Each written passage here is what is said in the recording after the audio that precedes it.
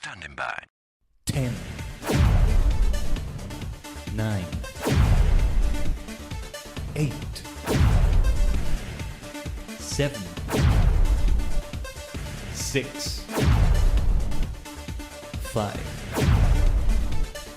4, 3, 2, 1. Complete.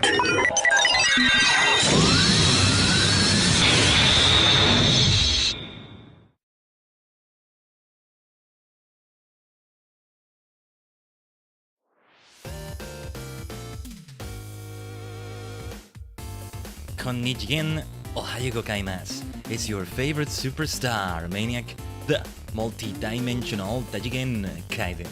A sentient star cluster and many cosmic minds combined in VTuber, V singer form. Good to see you, Moody. Taji spotted indeed. Yes, we are back to the live reading of Last and First Man by Olaf Stapledon. It's been a fantastic week so far of what we've done on the stream.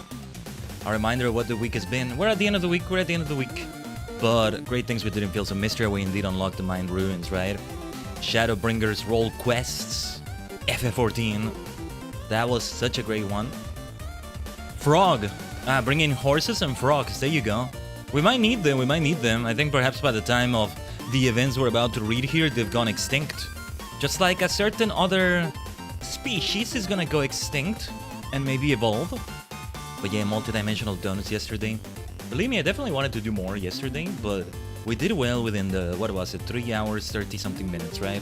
I mean, that's still pretty much 4 hours.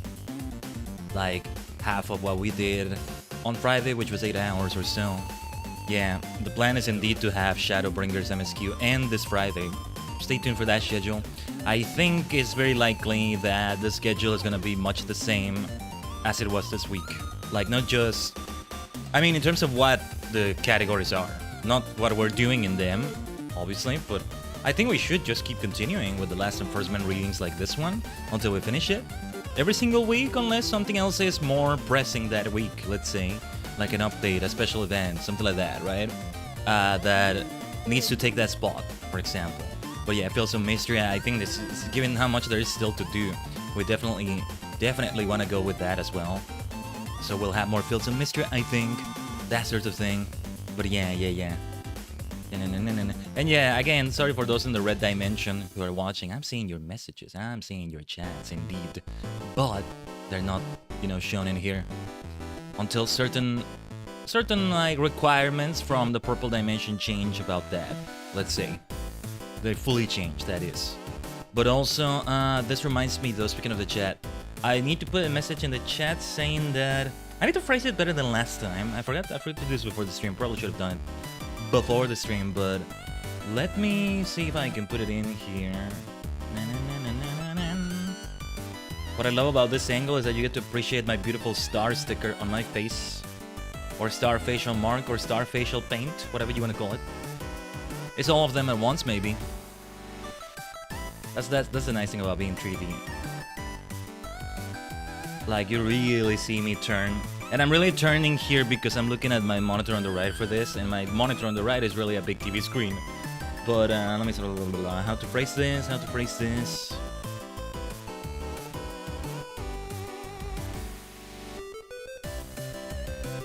We're mostly no.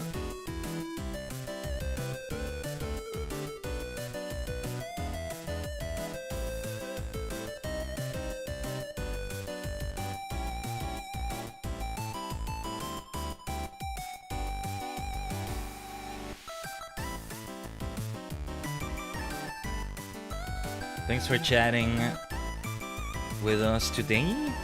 Let's say it like that. Let's say it like that. And we'll pin it in every dimension. We'll say it that way. I think that's a good way to go about it. Okay. I think that works. Yeah. But we continue right where we left off. I think first we want to do a little summary, a little recap. I was gonna have this more in bullet points, or at least write something down, but I guess I just didn't have time, and it passed me by. I forgot to do it, but I can recall myself mostly. That being said, I think we do want to switch to the reading screen already. I think we want to have this going on already. Yes, and I moved myself slightly to the side here when we did this, right? Oh. Actually, wait, didn't mean to rotate myself like that. That's funny. Look at that. Hold on. Not what I meant to do, doing it like this. Oh no, wait, I wasn't rotating myself. It was... No, not at first, I mean. I don't know what I'm saying. I don't know what I'm doing sometimes. But anyway. See, we were talking about being 3D. No, it is still my goal to be in live 2D form. Have something even fancier. Not that this is not fancy. This is super, super, super, super fancy. Next time I beat with Papa, Kagari Kagi. So amazing. Alright. I think we want to do this already with like the little ambience and already in the way we're gonna be reading this out loud. Yes. Okay, so. What is the volume I set for this, by the way? I have to say, I also have this ambience partly because I don't have the best environment for actual like reading in the way we're gonna be reading, but still. Since, you know, there will be background noises and all that. Otherwise, I feel like the best way to approach it is to actually have no background noise of any sort. It's ambience though, it's ambience. It's like space ambience. I think it works well. But the thing is, you think maybe I should also have like this screen in the background for like the main Sexism screen? I'm starting to think maybe I should. You see me come out of like the portal there, the wormhole, the time vortex, the black hole, something like that. Anyway. Recap. Let's go for the recap. Let's go for the recap already. Last and First Man by Olaf Stapledon. We started by getting introduced to the fact that this is being communicated by somebody who belongs to, well, the last man. Which you might argue already is a spoiler that we know this, but I mean, it's right there in the title, Last and First Man. Yes, they are indeed gonna be the last humanity as far as they know, as far as they're concerned. They're gonna end. We're gonna end. You're gonna end. Humanity's gonna end. However you want to say it. And thus, the future history is being communicated to people in the early 20th century around the time this novel got published, which is 1930. So far, we have only seen future history in terms of like wars, political terms, things like that, the formation of the first world state and all that. Let's recap that briefly. We go at the outset of World War I. Given the times, right? Now, it is mostly implied World War II doesn't happen. Instead, a series of other wars take place. And some of them, let me try to recall them. We have an Anglo-French War. That's like the first of those. Due to unfortunate misunderstandings, it just has to end in bad warfare. Lots of killing, lots of death, lots of destruction. Of bad, all sorts of bad sorts. All sorts of bad sorts. Very repetitive to say it like that, but yeah. And this is the first of many. When exactly this is taking place, we don't know for sure. We don't know for sure. But still, I feel like I gotta recenter myself. Hold on. No, I think this is good. I think, no, yeah, I think this is good. This is good. I need to do the recenter. I'm so obsessed with it all the time. Eventually, I think there was a Russian war of sorts. Well, world powers were starting to be consolidated, kind of blending into each other. Bit by bit, step by step. At some point, there was indeed a Russian war of sorts. Eventually, America in itself was a world power. Just America, like phrased exactly like that. And you know, that can mean a range of things, not necessarily just the United States from what I read, but mostly originating from there, of course. But that becomes its own world power. A scientist who either is from Mongolia or at least has Mongolian heritage would be more on the China side of things, because eventually it becomes America and China. Discovers a way of discovers a form of nuclear fission, or is it nuclear fusion? Pretty much what was discovered in World War II for atomic bombs and all that. However, it's different. It's even more deadly. It's even deadlier, and it's even easier to use than that. You basically use a weapon like a rifle and you just make a whole island disappear, things like that. Yeah. And there was a whole American fleet that disappeared because of it. Eventually, this is going to be key in the formation of in what's going to happen with the world state and its collapse, for that matter. But yes, it is all about America and China as the two main world powers, basically. Some of them, I think China has like India as part of it, but it's pretty much a subset of China now, in a way, as a world power anyway. There's at least a bit of unification actually happening with nations, right?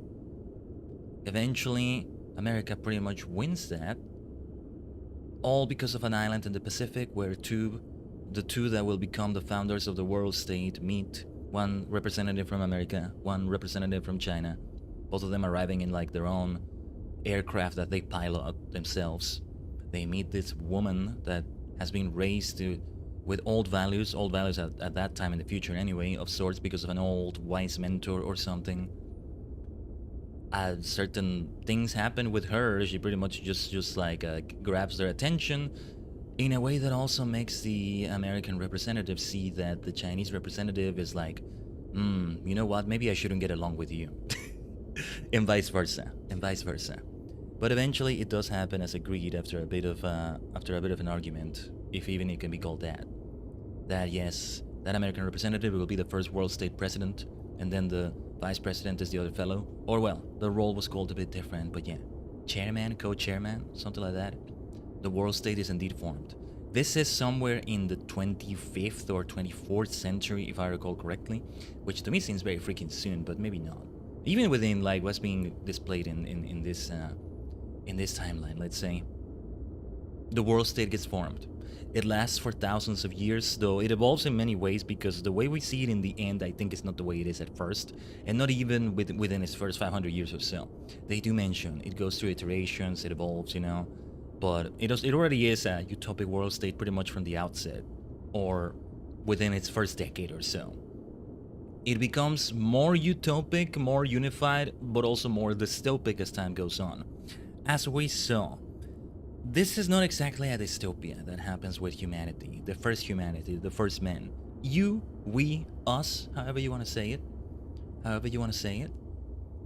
But I mean, it's not exactly a dystopia in ways other dystopias, especially like around this time or earlier, got published. How they got published. Olaf Stapledon later displays a dystopia for sure, in another novel called Darkness and the Light. In the darkness timeline of that Darkness and the Light, split timeline situation he has going on in that novel, in that book. However, it's very dystopic because of how dumb people become, how some form of racism still becomes embedded. With like, the Jews are this special thing that are like this, and dark-skinned people are this way, and we do this weird ritual with them. Things like that, right? Thus, we said this is the not-so-timeless part of the book. I mean, the whole point is that it's all degenerate and stupid. They have great utopic, futuristic, amazing things going on. Science has advanced immensely, but also some stupidity. And also they have the word religion, because religion to an extent is still needed, but it can't just be the way it was before. As time goes on, it all gets unified, and we get Gordelpos, the prime mover, as the prime thing that's worshipped, and religion and science blend. Not necessarily in a good way, though. As time goes on and more knowledge is forgotten, and people have to specialize so much more than ever before, because the first human mind can only hold so much knowledge. Each sphere of science, each specialty, hell, I think it went beyond science. Each person's specialty, profession, vocation, all of that becomes more isolated from the others. And thus, there's a lot of ignorance of what the others do. And because of that, a misunderstanding happens with the thing that the scientists discovered, with the atom and all that. They think the elite scientists, or something like that, I think it was, hold this great secret that will be revealed at a key time. Which was kind of true, because they said this should only truly be revealed to mankind, to humanity, when they actually are ready for it, because right now, at the time it was discovered, it's just war. This is going to be the extinction of everyone. Everybody's going to be annihilated with this. Eventually, the resources of coal run out, mostly Antarctica having a huge surplus of that, being able to last a long time. They are not able to remember how to do other methods anymore. They are not able to find another way anymore, with how it's all decayed. They are not able to adapt themselves to the changes anymore. They say, oh, it's the time for the elite scientists to uncover the massive secret, except it never was a secret. They stole for a little bit. Eventually, the horrifying truth is revealed that there never was a secret. This world state that was obsessed with flight in all sorts of degenerate and weird ways collapses in all sorts of bad ways. The American madness plague that was once used in a war and was going to be used even worse before spreads again, and things have decayed so much that nobody can ever find a cure nor find the means to even try to find the cure for that. A big plague spreads. Cannibalism spreads through cities, chaos, destruction, as a society collapses in all sorts of ways. A big world unified state that to me always feels, the way it's described, that it looks like the Jetsons. Like, you've seen the Jetsons, man, that feels like such an old reference to say, but the way it's all elevated so far up in the sky with the flight and everything, I think it's a bit different than that probably, but it reminds me so much of that. Everybody flies in their own way. It really is utopic. Humanity really achieved some amazing unity at Herta unknown. And it's very futuristic, it's very advanced, it's very amazing. Even for 2026, I think it's very amazing, but then it just collapses. It collapses in all sorts of ways. Some people all misled because of like thinking the scientists ended up being evil and all that, even destroyed things that could have been good for them, like some factories for water or food, or I forget what it was, that would have been able to sustain them even with this collapse. They contribute to the collapse. And even with all this being so amazingly developed, so amazingly done, it all still collapses immensely. As a matter of fact, let me just read again, partly read the part that said that, because it's better described. Yeah, dismay and rage spread over the planet. Everywhere the people rose against the scientists and amazed the government authority which they controlled. Massacres and measures of retaliation soon developed into civil wars. China and India declared themselves free national states but could not achieve internal unity. America, things lasted for a while, a little bit, but yeah. Finally made the mistake of using not merely poison gas, but microbes, and such was the decayed state of medical science that no one could invent a means of restraining the ravages. The whole American continent succumbed to a plague of pulmonary and nervous diseases. The ancient American madness, which long ago had been used against China, now devastated America. The great stations of water power and wind power were wrecked by lunatic mobs who sought vengeance upon anything associated with authority. Whole populations vanished in an orgy of cannibalism. You have to see the apocalypse this basically is. That's the whole point. In ancient Africa, some semblance of order was maintained for a while. Presently, however, the American madness spread to these continents also, and very soon all living traces of their civilization vanished. Only in the most natural, fertile areas of the world could the diseased remnant of a population now scrape a living from the soil. Elsewhere, utter desolation. With easy strides, the jungle came back into its own. And I think that's good for the recap, basically. I think from this, yes, we just continue. Now, we're not going to read like I just read right now, obviously. That was just for the recap. Now we actually continue from where we left off. We left off there. The world state had happened. They achieved unity. Okay, some things that could be better in this society, but unity was achieved and it was amazing. But sadly, it was not done right. And thus things collapsed in a very bad way. Okay, maybe everything does come to an end. The last man, as we say, they're gonna die. And it's a death that they have no fault, it's no fault of their own, unlike this one.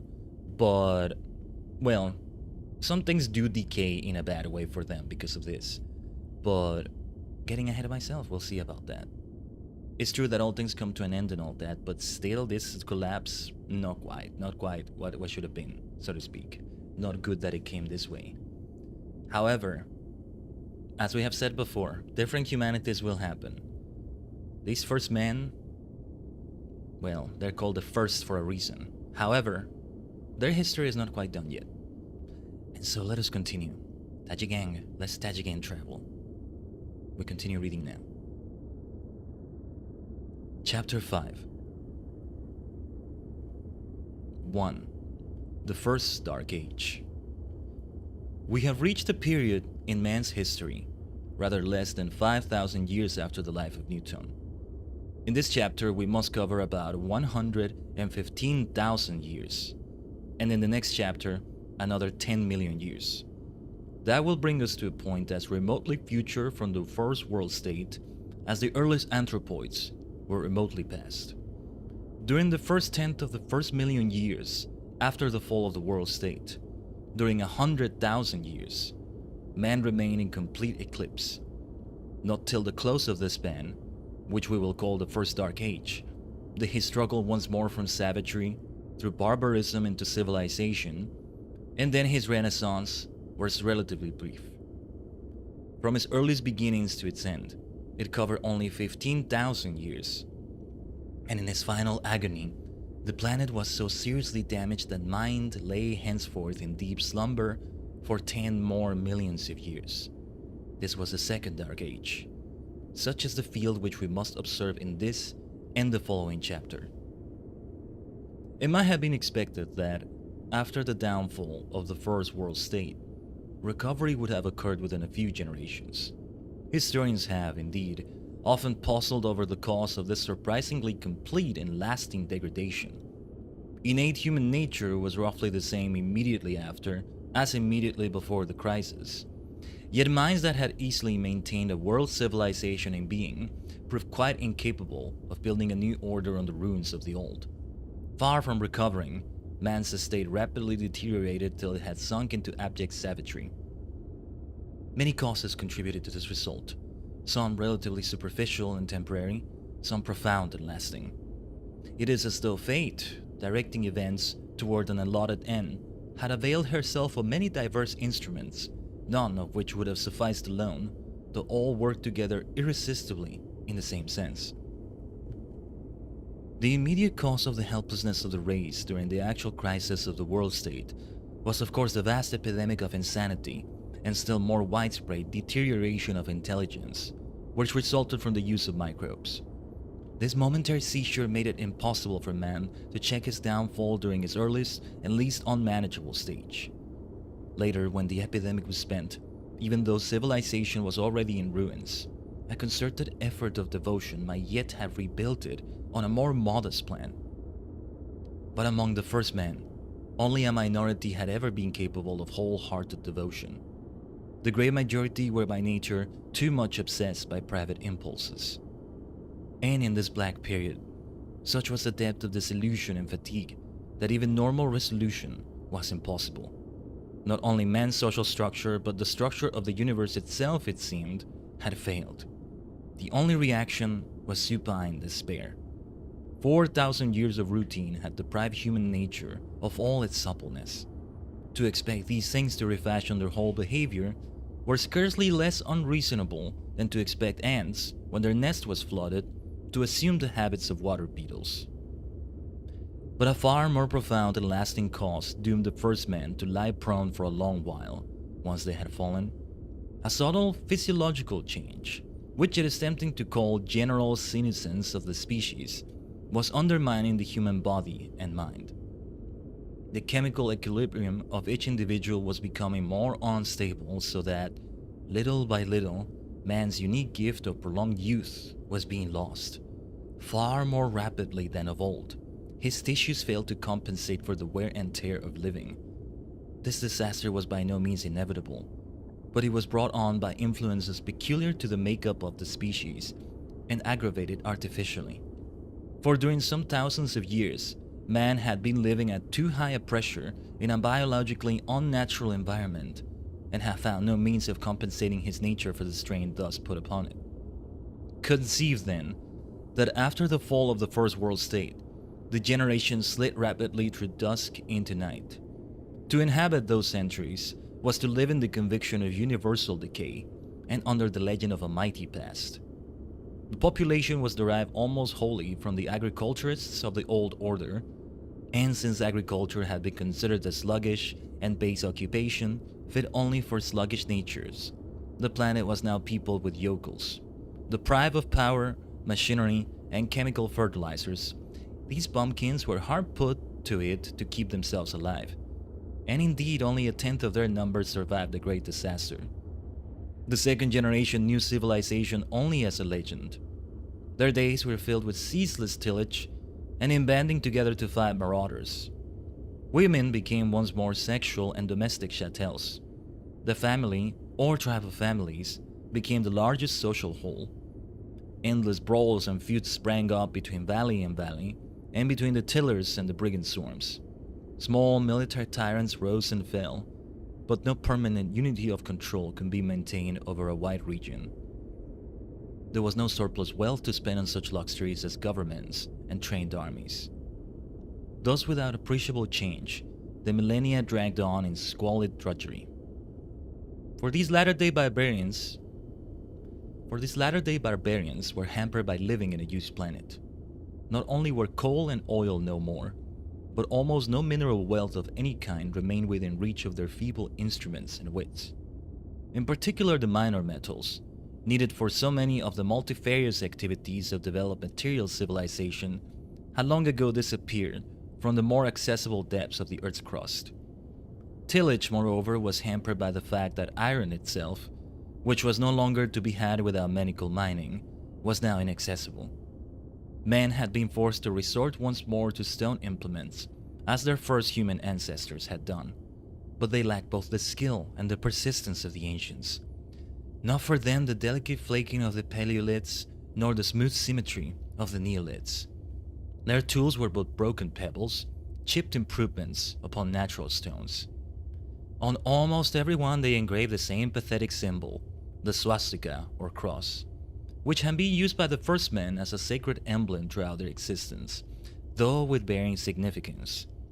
In this instance, it had originally been the figure of an aeroplane diving to destruction, and had been used by the rebels to symbolize the downfall of Gordelpus and the state. But subsequent generations reinterpreted the emblem as the sign manual of a divine ancestor, and as a memento of the Golden Age, from which they were destined to decline forever, or until the gods should intervene. Almost one might say that in its persistent use of this symbol, the first human species unwittingly epitomized its own dual and self-thwarting nature. The idea of irresistible decay obsessed the race at this time. The generation which brought about the downfall of the world state oppressed its juniors with stories of past amenities and marvels, and hugged to itself the knowledge that the young men had not the wit to rebuild such complexity. Generation by generation, as the circumstance of actual life became more squalid, the legend of past glory became more extravagant. The whole mass of scientific knowledge was rapidly lost, save for a few shreds which were of practical service even in savage life. Fragments of the old culture were indeed preserved in the tangle of folklore that meshed the globe, but they were distorted beyond recognition. Thus there was a widespread belief that the world had begun as fire, and that life had evolved out of the fire. After the apes had appeared, evolution ceased, so it was said, until divine spirits came down and possessed the female apes, thereby generating human beings. Thus had arisen the golden age of the divine ancestors. But unfortunately, after a while the beast in man had triumphed over the god, so that progress had given place to age-long decay. And indeed decay was now unavoidable, until such time as the gods should see fit to come down, to cohabit with women and fire the race once more. This faith in the second coming of the gods persisted here and there throughout the First Dark Age, and consoled men for their vague conviction of degeneracy.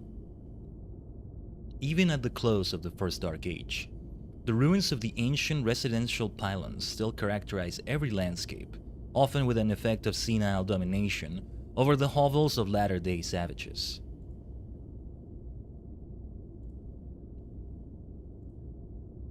For the living races dwell beneath these relics like puny grandchildren, playing around the feet of their fathers, once mightier fathers. So well had the past built, and with such durable material, that even after 100 millennia, the ruins were still recognizable artifacts. Though for the most part they were of course by now little more than pyramids of debris overgrown with grass and brushwood. Most of them retained some stretch of standing wall, and here and there a favorite specimen still reared from its rubble-encumbered base 100 foot or so of cliff, punctured with windows. Fantastic legends now cluster around these relics. In one myth, the men of old had made for themselves huge palaces which could fly. For 1,000 years, an eon to these savages, men had dwelt in unity and in reverence of the gods, but at last they had become puffed up with their own glory, and had undertaken to fly to the sun and moon and the field of stars, to oust the gods from their bright home. But the gods sowed discord among them, so that they fell a fighting one another in the upper air, and their swift palaces crashed down to the earth in thousands, to be monuments of man's folly forever after. In yet another saga, it was the men themselves who were winged. They inhabited dovecotes of masonry, with summits overtopping the stars and outraging the gods, who therefore destroyed them. Thus, in one form or another, this theme of the downfall of the mighty flyers of old tyrannized over these abject peoples. Their crude tillage, their hunting, their defense against the reviving carnivora were hampered at every turn by fear of offending the gods by any innovation.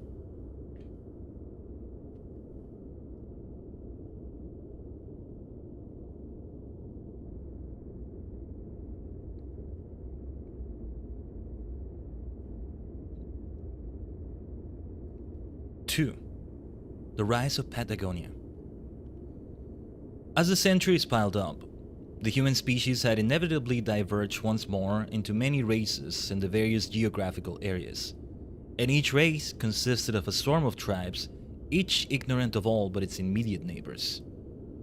After many millennia, this vast diversification of stocks and cultures made it possible for fresh biological transfusions and revivifications to occur. At last, after many racial copulations, a people arose in whom the ancient dignity of humanity was somewhat restored. Once more there was a real distinction between the progressive and the backward regions, between primitive and relatively enlightened cultures. This rebirth occurred in the southern hemisphere. Complex climatic changes had rendered the southern part of South America a fit nursery for civilization. Further, an immense warping of the Earth's crust to the east and south of Patagonia had turned what was once a relatively shallow region of the ocean into a vast new land connecting America with Antarctica by way of the former Falkland Islands and South Georgia, and stretching thence east and northeast into the heart of the Atlantic. It happened also that in South America, the racial conditions were more favorable than elsewhere. After the fall of the First World State, the European element in this region had dwindled, and the ancient Indian and Peruvian stock had come into dominance. Many thousands of years earlier, this race had achieved a primitive civilization of its own. After its ruin at the hands of the Spaniards, it has seemed a broken and negligible thing, yet it had ever kept itself curiously aloof in spirit from its conquerors.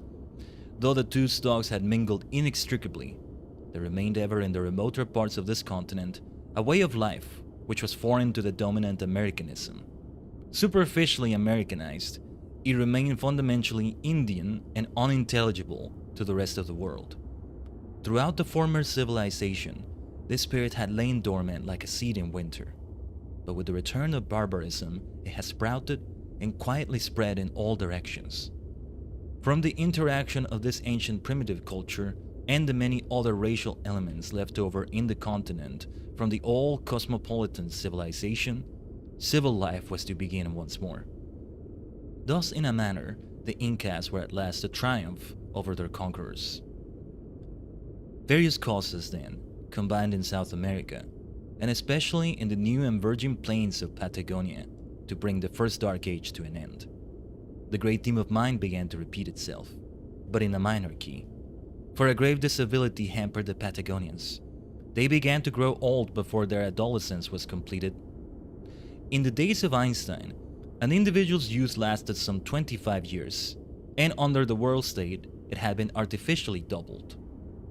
After the downfall of civilization, the increasing natural brevity of the individual life was no longer concealed by artifice, and at the end of the first dark age, a boy of 15 was already settling into middle age.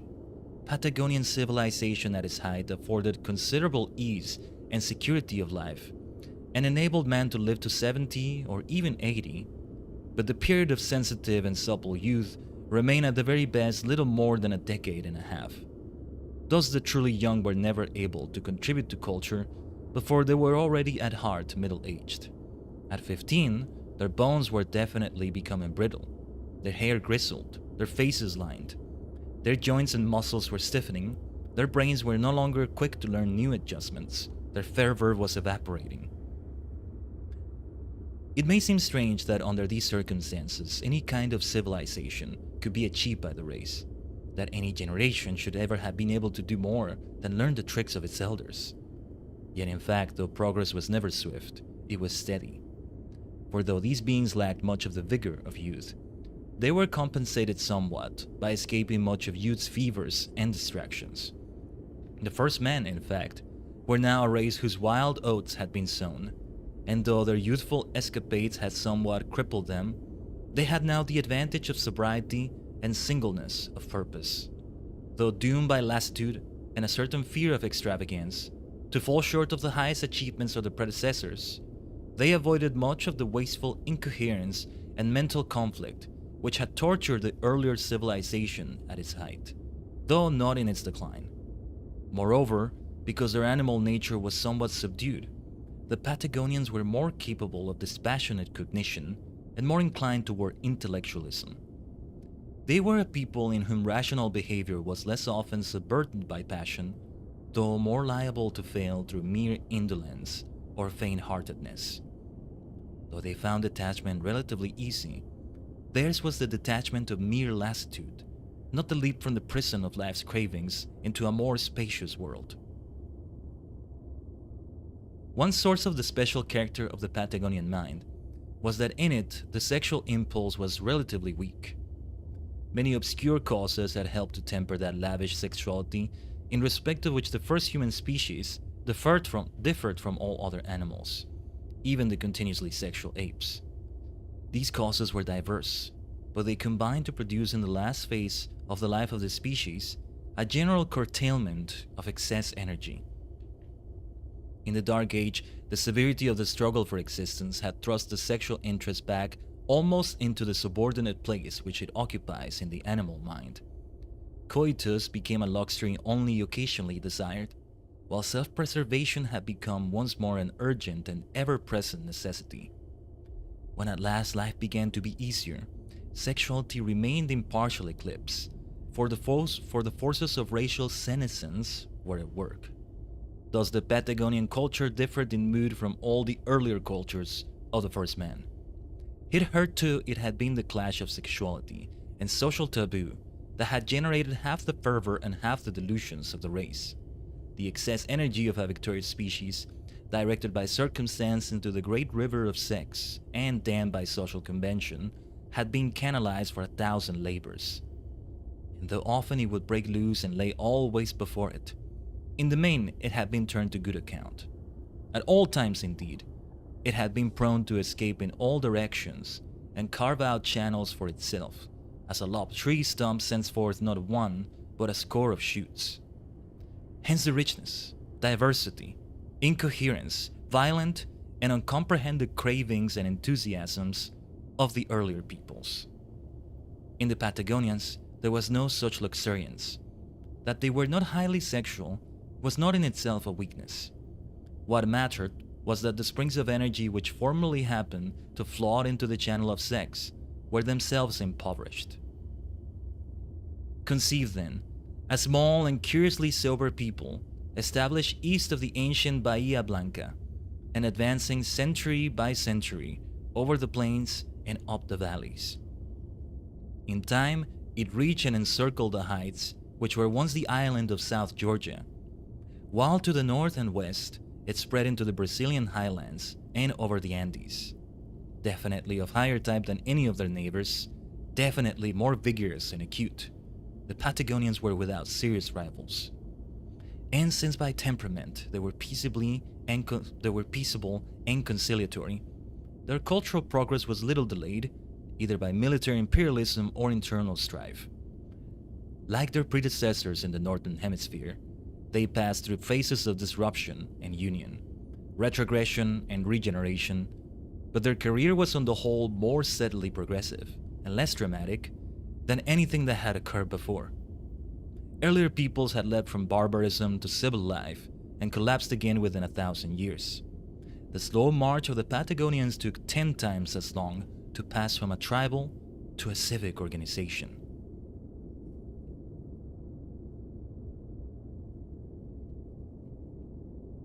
Eventually, they comprised a vast and highly organized community of autonomous provinces, whose political and cultural center lay upon the new coast northeast of the ancient Falkland Islands, while its barbarian outskirts included much of Brazil and Peru.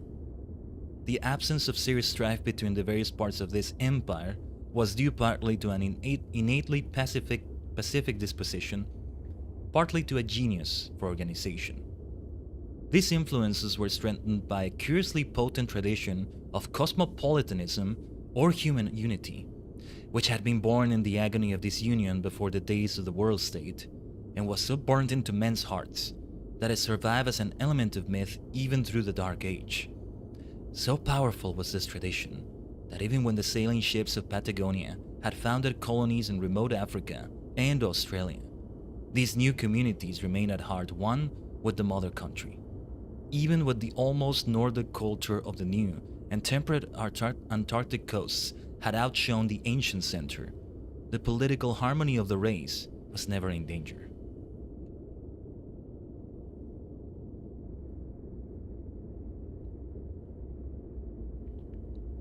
Three, the cult of youth.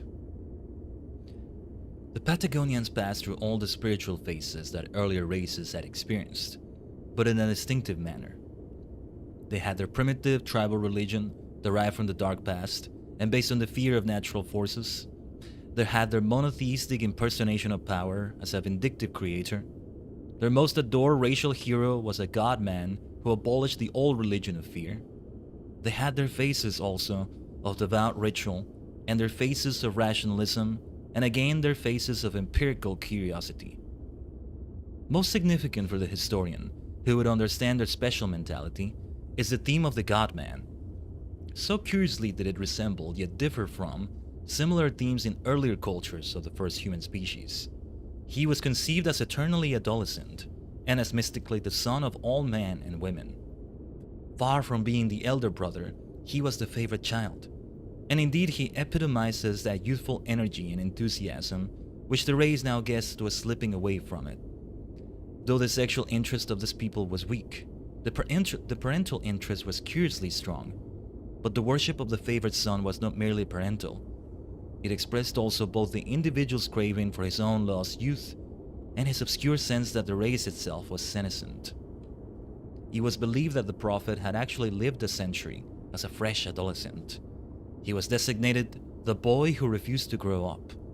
And this vigor of will was possible to him, it was said, because in him the feeble vitality of the race was concentrated many millionfold.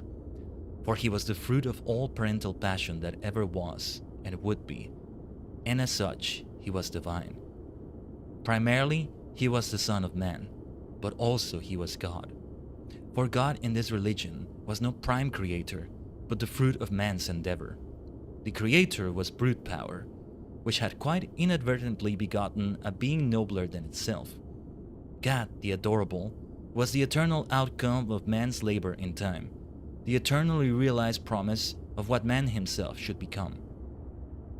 Yet though this cult was based on the will for a young-hearted future, it was also overhung by a dread, almost at times a certainty, that in fact such a future would never be, that the race was doomed to grow old and die, that spirit could never conquer the corruptible flesh, but must fade and vanish. Only by taking to heart the message of the divine boy, it was said, could man hope to escape this doom. Such was the legend. It is instructive to examine the reality. The actual individual in whom this myth of the favorite son was founded was indeed remarkable. Born of shepherd parents among the southern Andes, he had first become famous as the leader of a romantic youth movement, and it was this early stage of his career that won him followers. He urged the young to set an example to the old, to live their own life undaunted by conventions, to enjoy, to work hard but briefly, to be loyal comrades. Above all, he preached the religious duty of remaining young in spirit. No one, he said, need grow old if he willed earnestly not to do so, if he would but keep his soul from falling asleep, his heart open to all rejuvenating influences, and shut to every breath of senility. The delight of soul in soul, he said, was the great rejuvenator. It recreated both lover and beloved. If Patagonians would only appreciate each other's beauty without jealousy, the race would grow young again. And the mission of his ever-increasing band of youth was nothing less than the rejuvenation of man. The propagation of this attractive gospel was favored by a seeming miracle. The prophet turned out to be biologically unique among Patagonians. When many of his coevals were showing signs of senescence, he remained physically young. Also, he possessed a sexual vigor which to the Patagonians seemed miraculous, and since sexual taboo was unknown, he exercised himself so heartily in lovemaking that he had paramours in every village, and presently his offspring were numbered in hundreds. In this respect, his followers strove hard to live up to him, though with small success. But it was not only physically that the prophet remained young.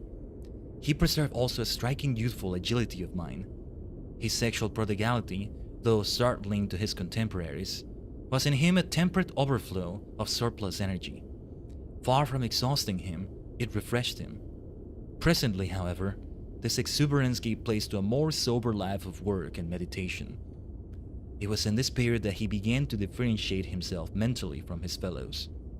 For at 25, when most Patagonians were deeply settled into a mental groove, he was still battling with successive waves of ideas and striking out into the unknown. Not till he was 40 and still physically in earlier prime did he gather his strength and deliver himself of his mature gospel. This, his considered view of existence, turned out to be almost unintelligible to Patagonians. Though in a sense it was an expression of their own culture, it was an expression upon a plane of vitality to which very few of them could ever reach. The climax came when, during a ceremony in the supreme temple of the capital city, while the worshippers were all prostrated before the hideous image of the Creator, the ageless prophet strode up to the altar, regarded first the congregation and then the god, burst into a hearty peal of laughter, slapped the image resoundingly, and cried, "Ugly, I salute you, not as almighty, but as the greatest of all jokers. To have such a face and yet to be admired for it. To be so empty and yet so feared." Instantly there was a hubbub, but such was the young iconoclast's godlike radiance, confidence, unexpectedness, and such his reputation as the miraculous boy, that when he turned upon the crowd, they fell silent and listened to his scolding. "Fools!" he cried, "senile infants! If God really likes your adulation and all this hugger-mugger, it is because he enjoys the joke against you and against himself too. You are too serious, yet not serious enough. Too solemn and all for puerile ends. You are so eager for life that you cannot live. You cherish your youth so much that it flies from you. When I was a boy, I said, 'Let us keep young,' and you applauded and went about hugging your toys and refusing to grow up. What I said was not bad for a boy, but it was not enough. Now I am a man and I say, 'For God's sake, grow up!' Of course we must keep young, but it is useless to keep young if we do not also grow up and never stop growing up. To keep young, surely, is just to keep supple and keen, and to grow up is not at all a mere sinking into stiffness and into disillusion, but a rising into ever finer skill in all the actions of the game of living. There is something else too, which is a part of growing up. To see that life is really, after all, a game. A terribly serious game, no doubt, but nonetheless, a game. When we play a game, as it should be played, we strain every muscle to win, but all the while we care less for winning than for the game. We play the better for it. When barbarians play against a Patagonian team, they forget that it is a game and go mad for victory. And then how we despise them. If they find themselves losing, they turn savage. If winning, blatant. Either way, the game is murdered, and they cannot see that they are slaughtering a lovely thing. How they pester and curse the umpire too. I have done that myself, of course, before now. Not in games, but in life. I have actually cursed the umpire of life. Better so anyhow than to insult him with presents in the hope of being favored, which is what you are doing here, with your salams and your vows. I never did that. I merely hated him. Then later I learned to laugh at him, or rather at the thing you set up in his place. But now at last I see him clearly, and laugh with him, at myself, for having missed the spirit of the game. But as for you, coming here to fawn and whine and catch favors of the umpire." At this point, the people rushed toward him to seize him, but he checked them with a young laugh that made them love while they hated. He spoke again. "I want to tell you how I came to learn my lesson. I have a queer love for clambering about the high mountains, and once when I was up among the snow fields and precipices of Aconcagua, I was caught in a blizzard. Perhaps some of you may know what storms can be like in the mountains. The air became a hurtling flood of snow. I was swallowed up and carried away. After many hours of floundering, I fell into a snowdrift. I tried to rise, but fell again and again, till my head was buried. The thought of death enraged me, but there was still so much that I wanted to do. I struggled frantically, vainly. Then suddenly, how can I put it? I saw the game that I was losing, and it was good. Good no less to lose than to win. For it was the game now, not victory, that mattered. It hurt too I had been blindfolded, and a slave to victory. Suddenly I was free, and with sight. For now I saw myself and all of us through the eyes of the umpire. It was as though a play actor were to see the whole play, with his own part in it, through the author's eyes from the auditorium. Here was I, acting the part of a rather fine man who had come to grief through his own carelessness before his work was done. For me, a character in the play, the situation was hideous. Yet for me, the spectator, it had become excellent, within a wider excellence. I saw that it was equally so with all of us, and with all the worlds. For I seemed to see 1,000 worlds taking part with us in the great show, and I saw everything through the calm eyes, the exultant, almost derisive, yet not unkindly, eyes of the playwright. Well, it had seemed that my exit had come, but no, there was still a queue for me. Somehow I was so strengthened by this new view of things that I struggled out of the snowdrift. And here I am once more. But I am a new man. My spirit is free. While I was a boy, I said, grow more alive. But in those days, I never guessed that there was an aliveness far intenser than youth's flicker, a kind of stale incandescence. Is there no one here who knows what I mean? No one who at least desires this keener living? The first step is to outgrow this adulation of life itself, and this cadging obsequiousness toward power. Come, put it away. Break the ridiculous image in your hearts as I now smash this idol. So saying, he picked up a great candlestick and shattered the image. Once more there was an uproar, and the temple authorities had him arrested. Not long afterwards, he was tried for sacrilege and executed. For this final extravagance was but the climax of many indiscretions, and those in power were glad to have so obvious a pretext for extinguishing this brilliant but dangerous lunatic. But the cult of the divine boy had already become very popular, for the earlier teaching of the prophet expressed the fundamental craving of the Patagonians. Even his last and perplexing message was accepted by his followers, though without real understanding. Emphasis was laid upon the act of iconoclasm rather than upon the spirit of his exhortation. Century by century, the new religion, for such it was, spread over the civilized world, and the race seemed to have been spiritually rejuvenated to some extent by widespread fervor. Physically also a certain rejuvenation took place, for before his death, this unique biological sport, or throwback to an earlier vitality, produced some thousands of sons and daughters, and they in turn propagated the good seed far and wide. Undoubtedly, it was this new strain that brought about the golden age of Patagonia, greatly improving the material conditions of the race, carrying civilization into the northern continents, and attacking problems of science and philosophy with renewed ardor. But the revival was not permanent. The descendants of the prophet prided themselves too much on violent living. Physically, sexually, mentally, they overreached themselves and became enfeebled. Moreover, little by little the potent strain was diluted and overwhelmed by intercourse with the greater volume of the innately senile, so that, after a few centuries, the race returned to its middle-age mood. At the same time, the vision of the divine boy was gradually distorted. At first it had been youth's ideal of what youth should be, a pattern woven of fanatical loyalty, irresponsible gaiety, comradeship, physical gusto, and not a little pure devilry. But insensibly it became a pattern of that which was suspected of youth by sad maturity. The violent young hero was sentimentalized into the senior's vision of childhood, naive and docile. All that had been violent was forgotten, and what was left became a whimsical, an appealing stimulus to the parental impulses. At the same time, this phantom was credited with all the sobriety and caution, which are so easily appreciated by the middle-aged. Inevitably, this distorted image of youth became an incubus upon the actual young men and women of the race.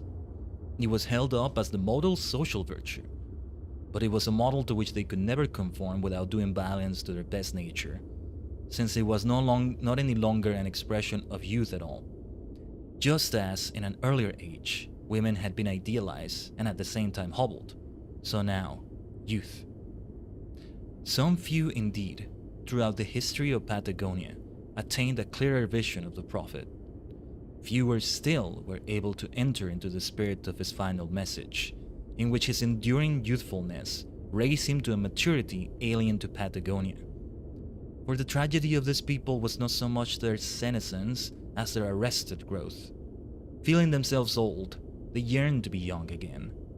But, through fixed immaturity of mind, they could never recognize that the true, though unlooked for, fulfillment of youth's passionate craving is not the mere achievement of the ends of youth itself, but an advance into a more awake and far-seeing vitality. Okay, let's take a break for a moment from the reading, as we're gonna do an ad break, and I should read more. Yeah, there's a lot to unpack right there, Moody. Yes, Malvinas, that might be around the region, I think. South America, all of that, this all started in Patagonia, right? But I think we're far beyond it now. Though it's gonna keep using the terms Patagonians or all that, as you can see here for a moment. And also, yeah, because we're not reading right now. Let's take away the... I wanted to show the cover again because I think that's meant to be partly... There's more other things going on in that cover, I think, but it's partly the ruins of the First World State right there, I think.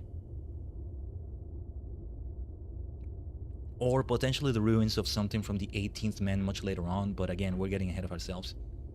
And yeah, he indeed had balls. But I mean, he became a martyr. He became a martyr, clearly. But I think he really... When he was executed, he was just seeing things that way. What a way to see it. What a way to see it. Like, let's imagine a different context now, right? You're playing a game and you're like, oh yeah, my character is being very freaking tormented right now, like in F14. I'm having a bad time in game, but also this is really freaking cool in this story, right? So I can appreciate it that way. So it's indeed a different kind of game. I think this boy would have liked video games. Yeah, he would have liked them. I wonder what Olaf Stapledon would have thought about them. As they are now, not as they were initially. Olaf Stapledon passed away in 1950. So, oof, like, at most he would have seen the start of video games with Pong. Ping pong, I was gonna say. No, with Pong, and those are different, kind of. But anyway. We are not gonna be... Well, actually, yeah, we'll go to the BRB screen as usual. We haven't finished the chapter yet, but yeah, we'll give it a stop for a few minutes. In the purple dimension, we'll run some ads, leave you with the same ambience as before, and we shall continue reading when we come back.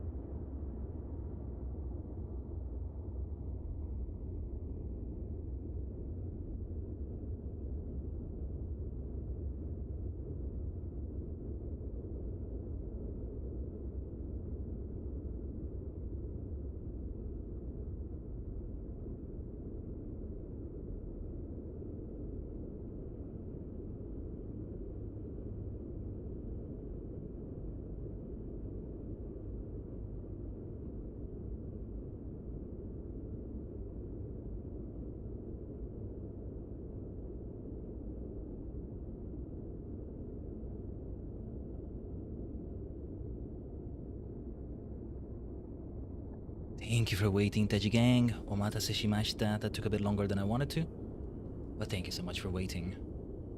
We have a chapter to finish at least. We want to at least finish that chapter right there. But alright, give me a second. Let's get back into it. My dear less than first men. There is a lot of this book that I have forgotten, and I've been reminded of what I've forgotten, and I guess that's both a good and a bad thing. I don't know. But yeah, we're still in the middle of the chapter, mostly about these dark ages, and the rise of this new civilization that originated in Patagonia continues. So, let us continue. 4. The catastrophe. It was in these latter days that the Patagonians discovered the civilization that had preceded them. In rejecting the ancient religion of fear, they had abandoned also the legend of a remote magnificence and had come to regard themselves as pioneers of the mind. In the new continent, which was their homeland, there were, of course, no relics of the ancient order, and the ruins that besprinkled the older regions had been explained as mere freaks of nature. But latterly, with the advance of natural knowledge, archaeologists had reconstructed something of the forgotten world. And the crisis came when, in the basement of a shattered pylon in China, they found a store of metal plates, constructed of an immensely durable artificial element, on which were embossed crowded lines of writing. These objects were in fact blocks from which books were printed 1,000 centuries earlier. Other deposits were soon discovered, and bit by bit the dead language was deciphered. Within 3 centuries, the outline of the ancient culture was laid bare, and presently the whole history of man's rise and ruin fell upon this latter-day civilization with crushing effect, as though an ancient pylon were to have fallen on a village of wigwams at its foot.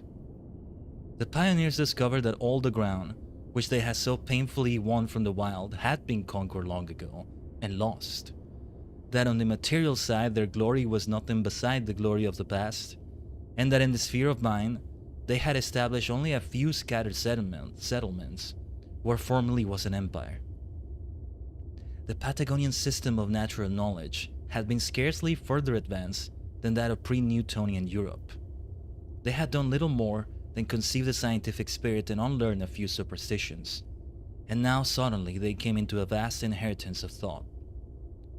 This in itself was a gravely disturbing experience for a people of strong intellectual interest, but even more overwhelming was the discovery, borne in on them in the course of the research, that the past had not been only brilliant but crazy, and that in the long run, the crazy element had completely triumphed.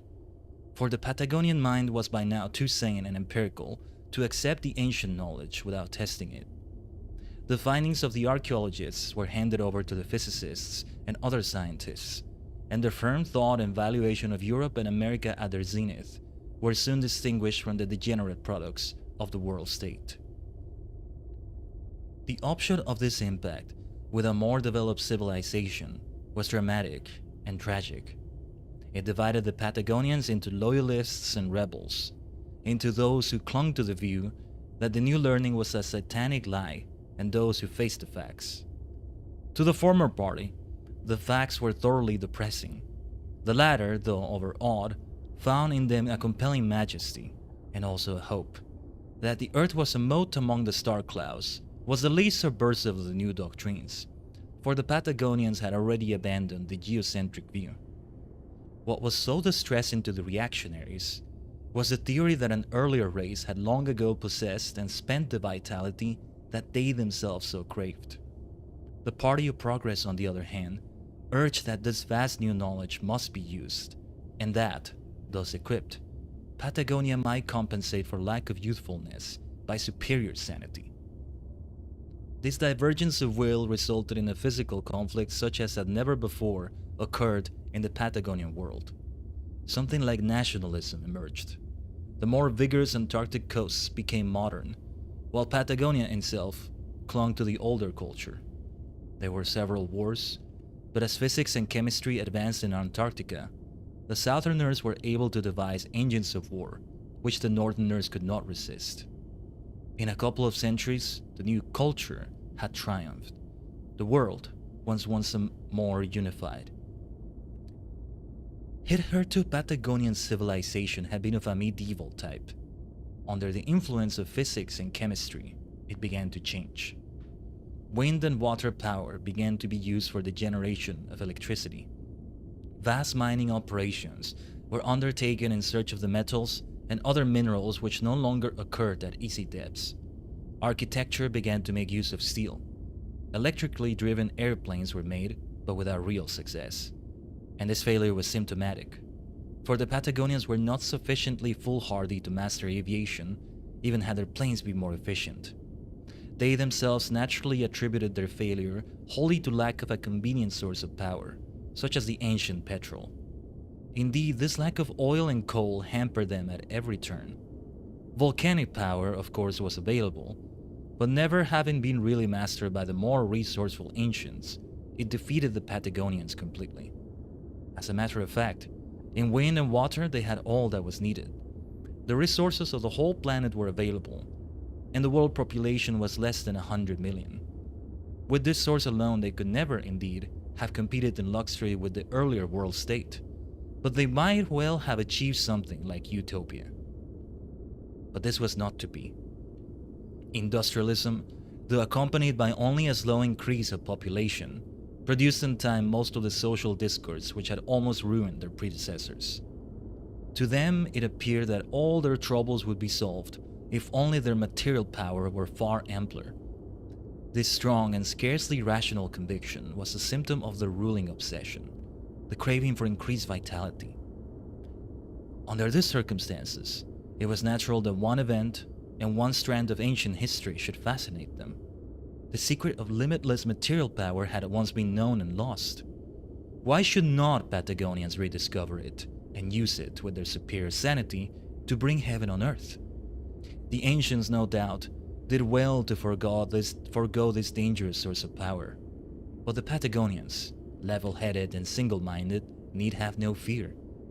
Some indeed considered it less important to seek power than to find a means of checking biological senescence.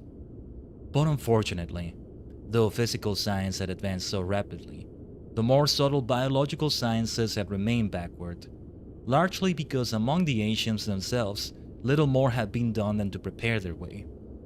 Thus it happened that the most brilliant minds of Patagonia, fascinated by the prize at stake, concentrated upon the problem of matter. The state encouraged this research by founding and endowing laboratories whose avowed end was this sole work. The problem was difficult, and the Patagonian scientists, though intelligent, were somewhat lacking in grit. Only after some 500 years of intermittent research was the secret discovered, or partially so. It was found possible, by means of a huge initial expenditure of energy, to annihilate the positive and negative electric charges in one not very common kind of atom. But this limitation mattered not at all. The human race now possessed an inexhaustible source of power which could be easily manipulated and easily controlled. But though controllable, the new gift was not foolproof, and there was no guarantee that those who used it might not use it foolishly or inadvertently let it get out of hand. Unfortunately, at the time when the new source of energy was discovered, the Patagonians were more divided than of old. Industrialism, combined with the innate docility of the race, had gradually brought about a class cleavage more extreme even than that of the ancient world, though a cleavage of a curiously different kind.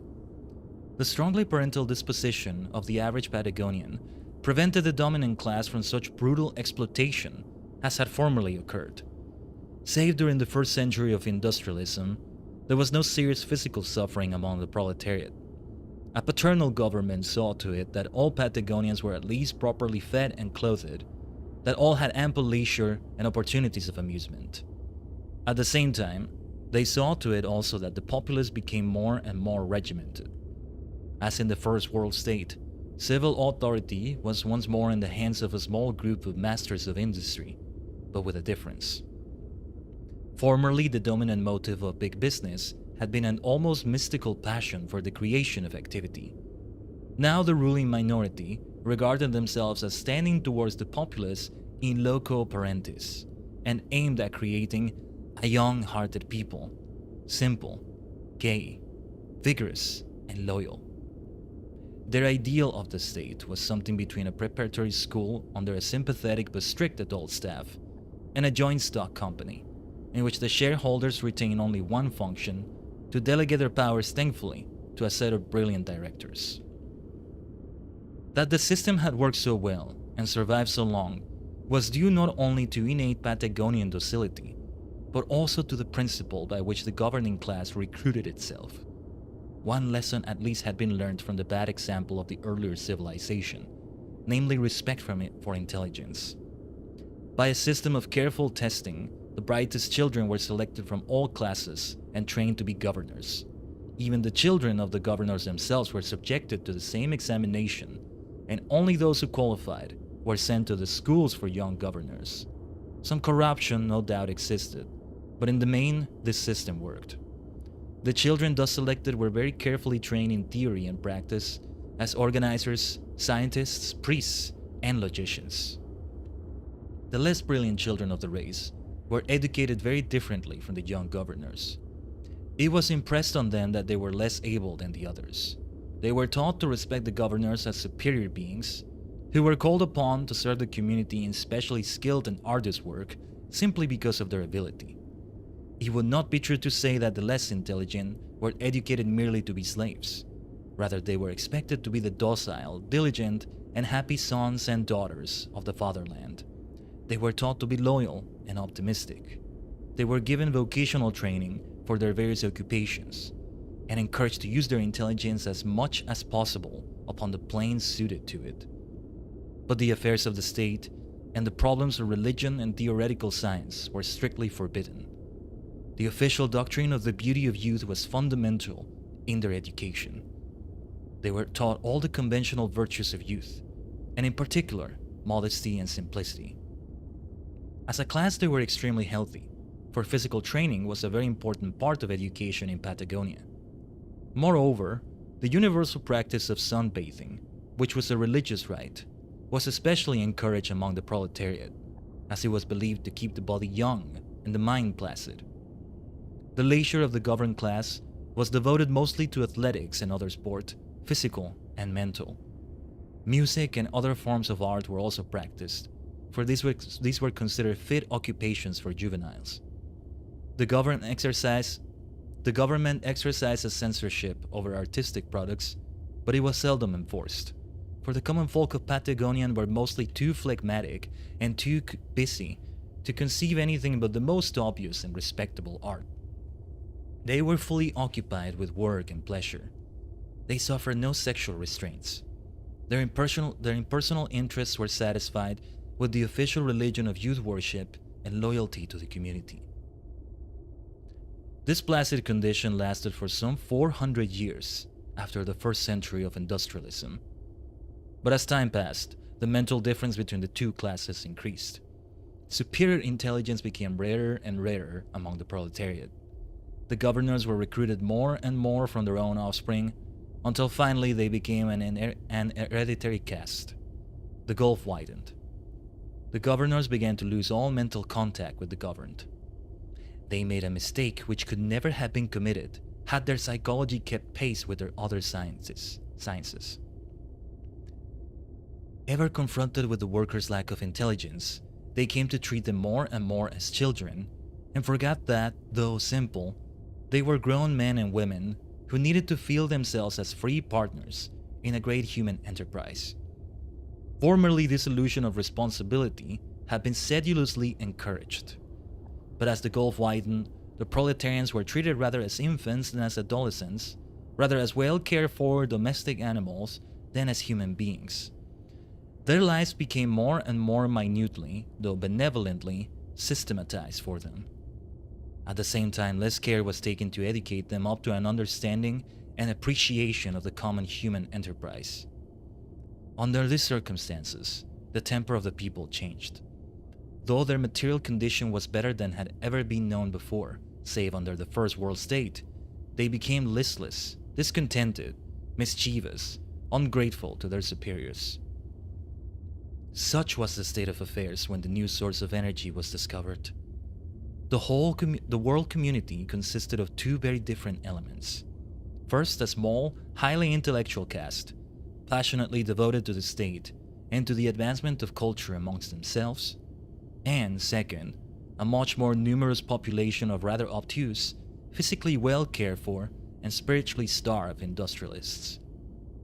A serious clash between the two classes had already occurred over the use of a certain drug, favored by the people for the bliss it produced, forbidden by the governors for its evil after effects.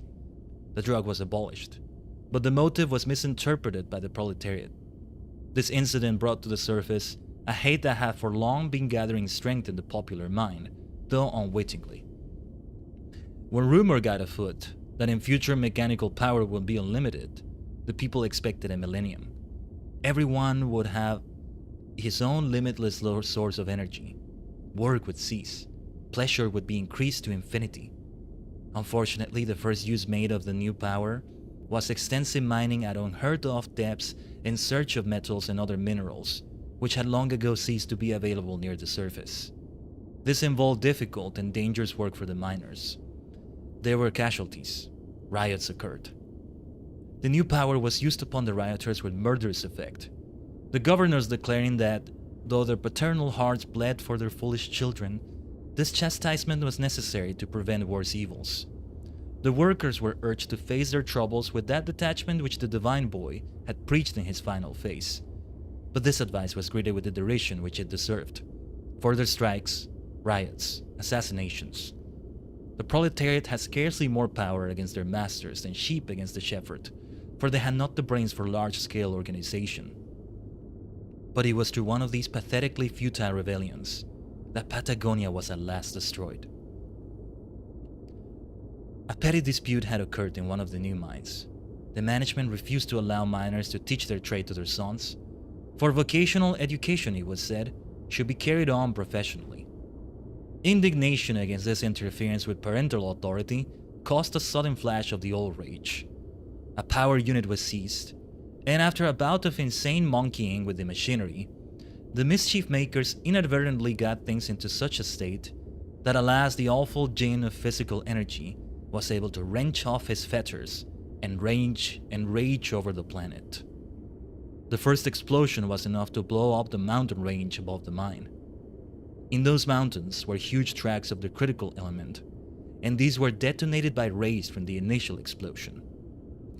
This sufficed to set in action still more remote tracts of the elements. An incandescent hurricane spread over the whole of Patagonia, reinforcing itself with fresh atomic fury wherever it went. It raged along the line of the Andes and the Rockies, scorching both continents with its heat. It undermined and blew up the Bering Straits, spread like a brood of gigantic fiery serpents into Asia, Europe, and Africa. Martians, already watching the Earth as a cat the bird beyond its spring, noted that the brilliance of the neighbor planet was suddenly enhanced. Presently, the oceans began to boil here and there with submarine commotion. Tidal waves mangled the coasts and floundered up the valleys. But in time, the general sea level sank considerably through evaporation and the opening of chasms in the ocean floor. All volcanic regions became fantastically active. The polar caps began to melt, but prevented the Arctic regions from being calcined like the rest of the planet. The atmosphere was a continuous dense cloud of moisture, fumes, and dust, churned in ceaseless hurricanes. As the fury of the electromagnetic collapse proceeded, the surface temperature of the planet steadily increased, till only in the Arctic and a few favored corners of the subarctic could life persist. Patagonia's death agony was brief. In Africa and Europe, a few remote settlements escaped the actual track of the eruptions, but succumbed in a few weeks to the hurricanes of steam. Of the 200 million members of the human race, all were burnt, or roasted, or suffocated within 3 months. All but 35, who happened to be in the neighborhood of the North Pole.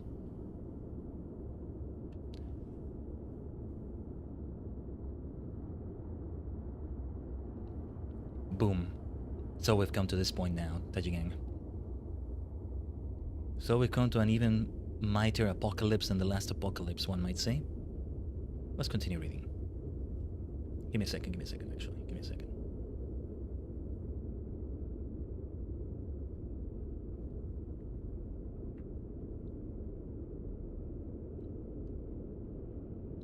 Chapter 6. 1. The first man at bay. By one of those rare tricks of fortune, which are as often favorable as hostile to humanity, an Arctic exploration ship had recently been embedded in the pack ice for a long drift across the Polar Sea. She was provisioned for 4 years, and when the catastrophe occurred, she had already been at sea for 6 months. She was a sailing vessel. The expedition had been launched before it was practicable to make use of the new source of power. The crew consisted of 28 men and 7 women. Individuals of an earlier and more sexual race proportioned those in such close proximity and isolation would almost certainly have fallen afoul of one another sooner or later. But to Patagonians the arrangement was not intolerable. Besides managing the whole domestic side of the expedition, the 7 women were able to provide moderate sexual delight for all. For in this people, the female sexuality was much less reduced than the male. There were indeed occasional jealousies and feuds in the little community, but these were subordinated to a strong esprit de corps. The whole company had, of course, been very carefully chosen for comradeship, loyalty, and health, as well as for technical skill. All claimed descent from the divine boy. All were of the governing class. One quaint expression of the strongly parental Patagonian temperament was that a pair of diminutive pet monkeys was taken with the expedition. The crew's first intimation of the catastrophe was a furious hot wind that melted the surface of the ice. The sky turned black.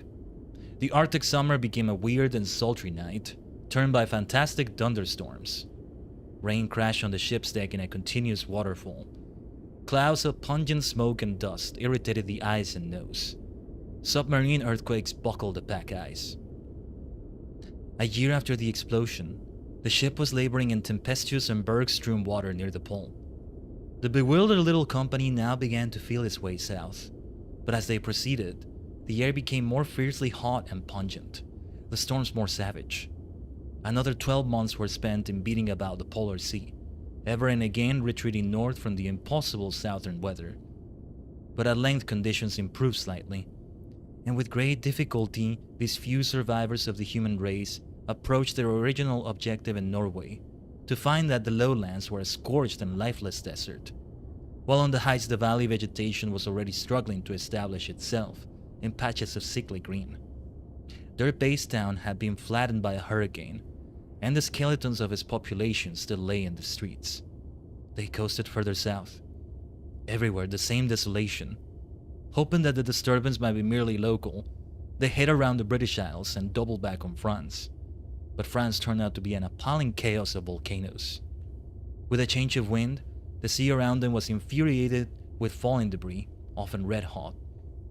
Miraculously, they got away and fled north again. After creeping along the Siberian coast, they were at last able to find a tolerable place of resting. After creeping along the Siberian coast, they were at last able to find a tolerable resting place at the mouth of one of the great rivers. The ship was brought to anchor, and the crew rested. They were a diminished company, for 6 men and 2 women had been lost on the voyage. Conditions even here most recently had been far more severe, since much of the vegetation had been scorched, and dead animals were frequent. But evidently the first fury of the vast explosion was now abating.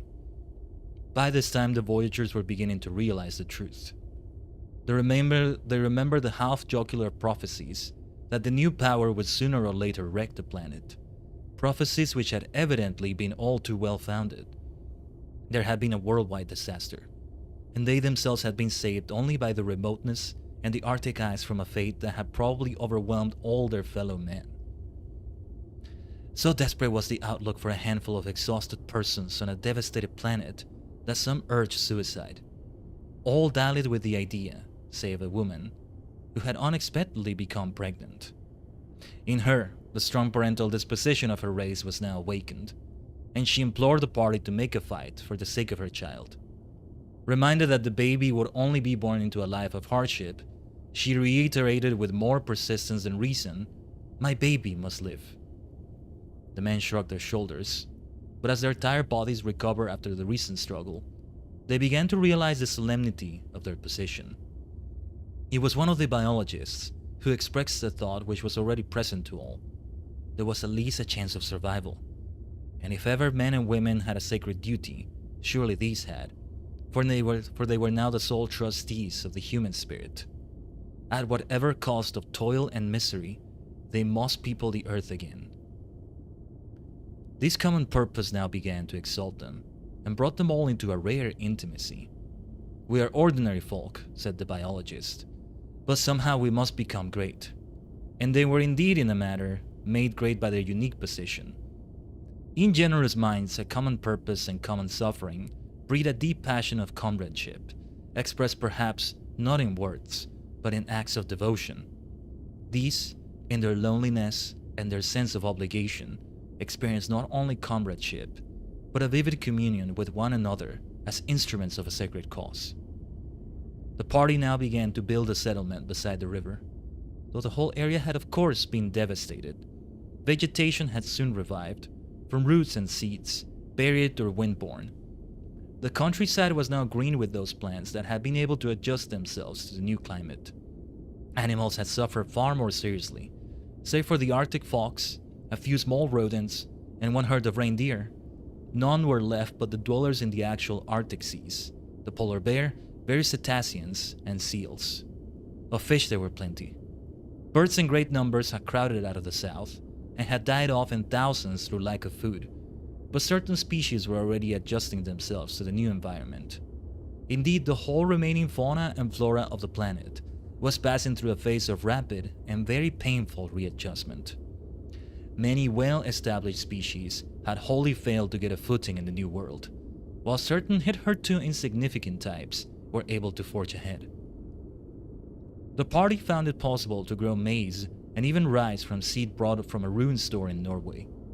But the great heat, frequent torrential rain, and lack of sunlight made agriculture laborious and precarious.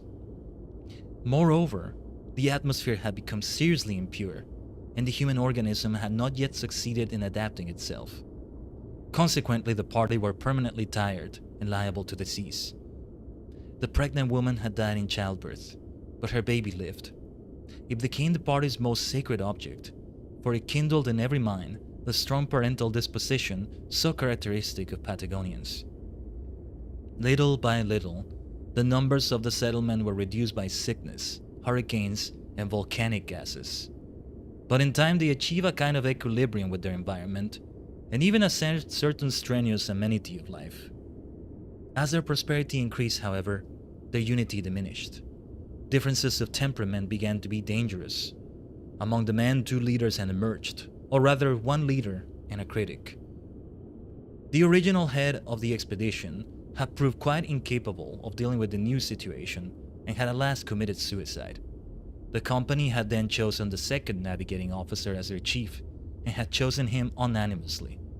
The other born leader of the party was a junior biologist, a man of very different type. The relations of these two did much to determine the future history of man, and are worthy of study in themselves. But here we can only glance at them. In all times of stress, the navigator's authority was absolute, for everything depended on his initiative and heroic example. But in less arduous periods, murmurs arose against him for exacting discipline when discipline seemed unnecessary. Between him and the young biologist there grew up a strange blend of hostility and affection. For the latter, though critical, loved and admired the other, and declared that the survival of the party depended on this one man's practical genius. 3 years after the landing, the community, though reduced in numbers and vitality, was well established in a routine of hunting, agriculture, and building. 3 fairly healthy infants rejoiced and exasperated their elders. With security, the navigator's genius for action found less scope, while the knowledge of the scientists became more valuable. Plant and poultry breathing were beyond the range of the heroic leader, and in prospecting for minerals, he was equally helpless. Inevitably, as time passed, he and the other navigators grew restless and irritable.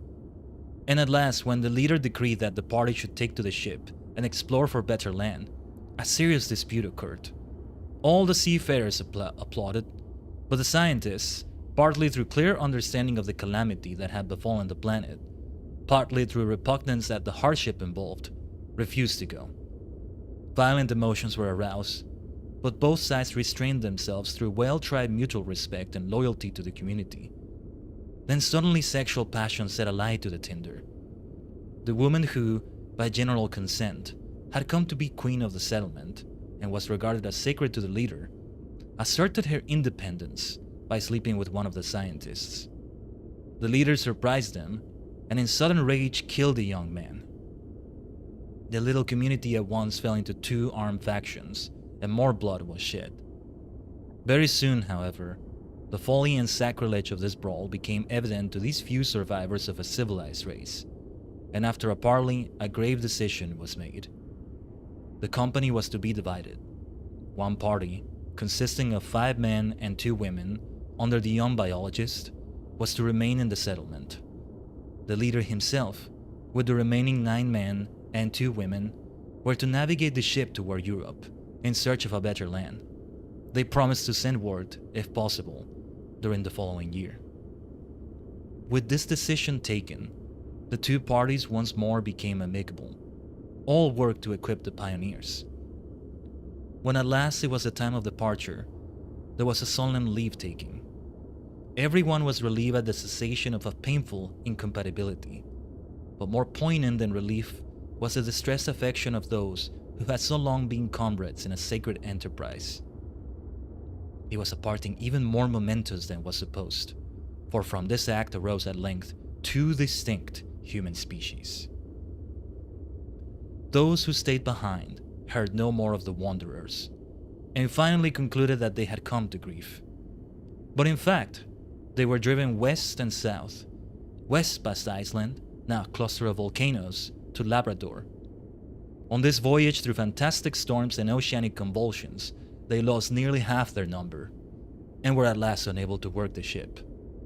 When finally they were wrecked on a rocky coast, only the carpenter's mate, 2 women, and the pair of monkeys succeeded in clambering ashore. These found themselves in a climate far more sultry than Siberia, but like Siberia, Labrador contained uplands of luxuriant vegetation. The man and his 2 women had at first great difficulty in finding food, but in time they adapted themselves to a diet of berries and roots. As the years passed, however, the climate undermined their mentality, and their descendants sank into abject savagery, finally degenerating into a type that was human only in respect of its ancestry. The little Siberian settlement was now hard-pressed but single-minded. Calculation had convinced the scientists that the planet would not return to its normal state for some millions of years. For though the first and superficial fury of the disaster had already ceased, the immense pent-up energy of the central explosions would take millions of years to leak out through volcanic vents. The leader of the party, by rare luck a man of genius, conceived their situation thus. For millions of years, the planet would be uninhabitable, save for a fringe of Siberian coast. The human race was doomed for ages to a very restricted and uncongenial environment. All that could be hoped for was the persistence of a mere remnant of civilized humanity, which should be able to lie dormant until a more favorable epoch. With this end in view, the party must propagate itself and make some possibility of cultural life for its offspring. Above all, it must record in some permanent form as much as it could remember of Patagonian culture. We are the germ, he said. We must play for safety, mark time, preserve man's inheritance. The chances against us are almost overwhelming, but just possibly we shall win through. And so in fact they did. Several times, almost exterminated at the outset, these few harassed individuals preserved their spark of humanity. A close inspection of their lives will reveal an intense personal drama, for in spite of the sacred purpose which united them, almost all muscles in one limb, They were individuals of different temperaments. The children, moreover, caused jealousy between their parentally hungry elders. There was ever a subdued and sometimes an open rivalry to gain the affection of these young things, these few and precious buds on the human stem. Also, there was sharp disagreement about their education. For though all the elders adored them simply for their childishness, one at least, the visionary leader of the party, thought of them chiefly as potential vessels of the human spirit, to be molded strictly for their great function. In this perpetual subdued antagonism of aims and temperaments, the little society lived from day to day, much as a limb functions in the antagonism of its muscles. The adults of the party devoted much of their leisure during the long winters to the heroic labor of recording the outline of man's whole knowledge. This task was very dear to the leader, but the others often grew weary of it. To each person a certain sphere of culture was assigned, and after he or she had thought out a section and scribbled it down on slate, it was submitted to the company for criticism and finally engraved deeply on tablets of hard stone. Many thousands of such tablets were produced in the course of years and were stored in a cave which was carefully prepared for them. Thus was recorded something of the history of the earth and of man, the outlines of physics, chemistry, biology, psychology, and geometry. Each scribe set down also in some detail a summary of his own special study, and added a personal manifesto of his own views about existence. Much ingenuity was spent in devising a vast pictorial dictionary and grammar, with which, it was hoped, the remote future might interpret the whole library. Years passed, while this immense registration of human thought was still in progress. The founders of the settlement grew feebler, while the eldest of the next generation were still adolescent. Of the two women, one had died and the other was almost a cripple, both martyrs to the task of motherhood. A youth, an infant boy, and 4 girls of various ages. On these, the future of man now depended. Unfortunately, these precious beings had suffered from their very preciousness. Their education had been bungled. They had been both pampered and oppressed. Nothing was thought too good for them, but they were overwhelmed with cherishing and teaching. Thus they came to hold the elders at arm's length, and to weary of the ideals imposed on them. Brought into a ruined world without their own consent, they refused to accept the crushing obligation toward an improbable future. Hunting and the daily struggle of a pioneering age afforded their spirits full exercise in courage, mutual loyalty, and interest in one another's personality. They would live for the present only and for the tangible reality, not for a culture which they knew only by hearsay. In particular, they loathed the hardship of engraving endless verbiage upon granitic slabs. The crisis came when the eldest girl had crossed the threshold of physical maturity. The leader told her that it was her duty to begin bearing children at once, and ordered her to have intercourse with her half-brother, his own son. Having herself assisted at the last birth, which had destroyed her mother, she refused, and when pressed, she dropped her graving tool and fled. This was the first serious act of rebellion. In a few years, the older generation was deposed from authority. A new way of life, more active, more dangerous, zestful, and careless, resulted in a lowering of the community's standard of comfort and organization, but also in greater health and vitality. Experiments in plant and stock breeding were neglected, buildings went out of repair, but great feats of hunting and exploration were undertaken. Leisure was given over to games of hazard and calculation, to dancing, singing, and romantic storytelling. Music and romance, indeed, were now the main expression of the finer nature of these beings, and became the vehicles of obscure religious experience. The intellectualism of the elders was ridiculed. What could their poor sciences tell of reality, of the many-faced, never for a moment the same, superbly inconsequent and ever-living real? Man's intelligence was all right for hunting and tillage in the world of common sense, but if he rode it further afield, he would find himself in a desert, and his soul would starve. Let him live as nature prompted. Let him keep the young god in his heart alive. Let him give free play to the struggling, irrational, dark vitality that sought to realize itself in him not as logic, but as beauty. The tablets were now engraved only by the aged. But one day, after the infant Boyd had reached the early Patagonian adolescence, his curiosity was roused by the tail-like hind limbs of a seal. The old people timidly encouraged him. He made other biological observations and was led on to envisage the whole drama of life on the planet and to conceive loyalty to the cause which they had served. Meanwhile, sexual and parental nature had triumphed, for schooling had failed. The young things inevitably fell in love with each other, and in time several infants appeared. Thus, generation by generation, the little settlement maintained itself with varying success, varying zestfulness, and varying loyalty toward the future. With changing conditions, the population fluctuated, sinking as low as 2 men and 1 woman, but increasing gradually up to a few thousand, the limit set by the food capacity of their strip of coast. In the long run, though circumstances did not prevent material survival, they made for mental decline. For the Siberian coast remained a tropical land, bounded on the south by a forest of volcanoes, and consequently in the long run the generations declined in mental vigor and subtlety.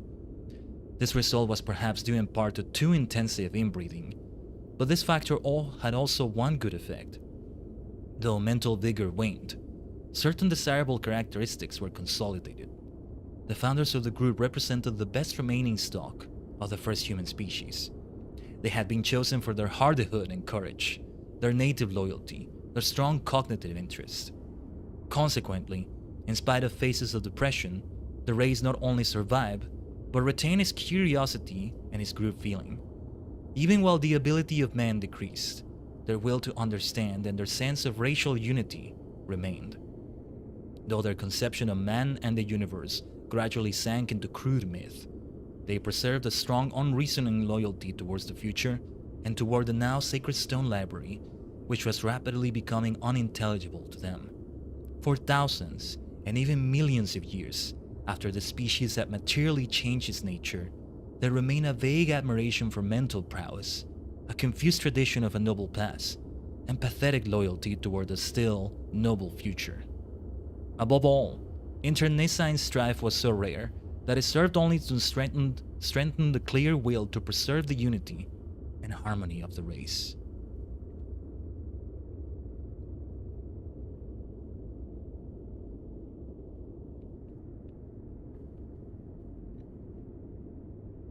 Two, the Second Dark Age.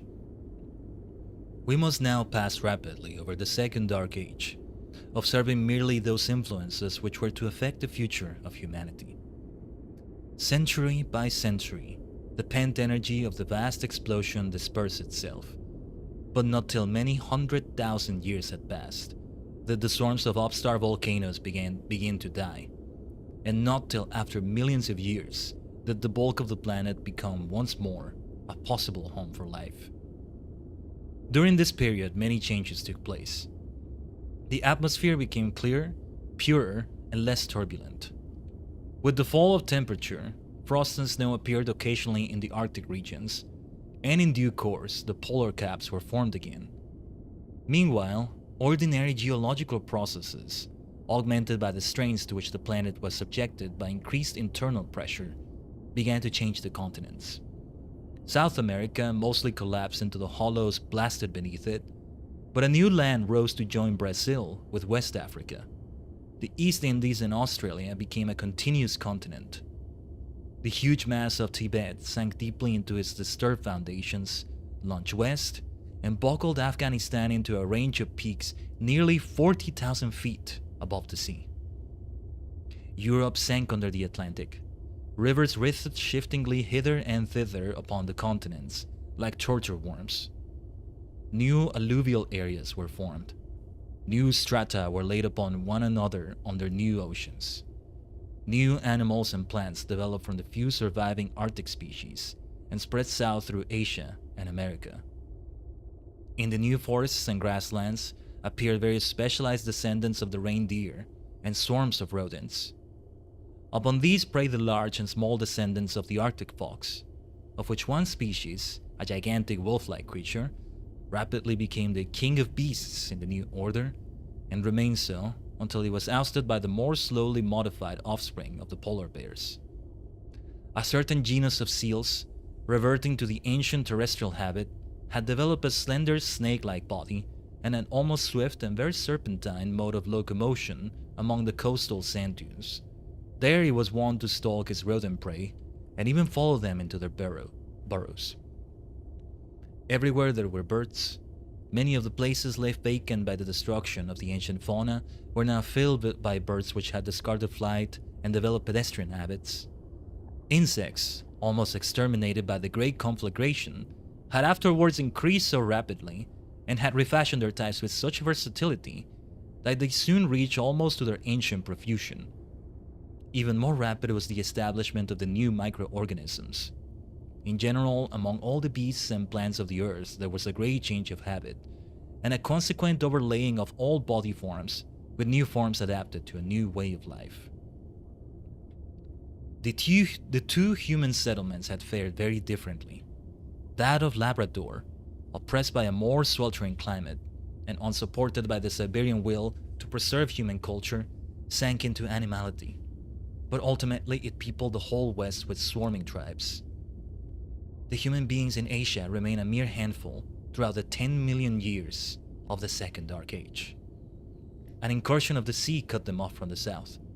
The old Taimyr Peninsula, where their settlements clustered, became the northern promontory of an island whose coasts were the ancient valley edges of the Yenisei, the lower Tunguska, and the Lena. As the climate became less oppressive, the family spread toward the southern coast of the island, but the sea checked them. Tempered conditions enabled them to regain a certain degree of culture, but they had no longer the capacity to profit much from the new clemency of nature, for the previous ages of tropical conditions had undermined them. Moreover, toward the end of the 10 million years of the Second Dark Age, the Arctic climate spread south into their island. Their crops failed, the rodents that formed their chief cattle dwindled, their few herds of deer faded out through lack of food. Little by little, this scanty human race degenerated into a mere remnant of Arctic savages, and so they remained for 1,000,000 years. Psychologically, they were so crippled that they had almost completely lost the power of innovation. When their sacred quarries in the hills were covered with ice, they had not the wit to use stone from the valleys, but were reduced to making implements of bone.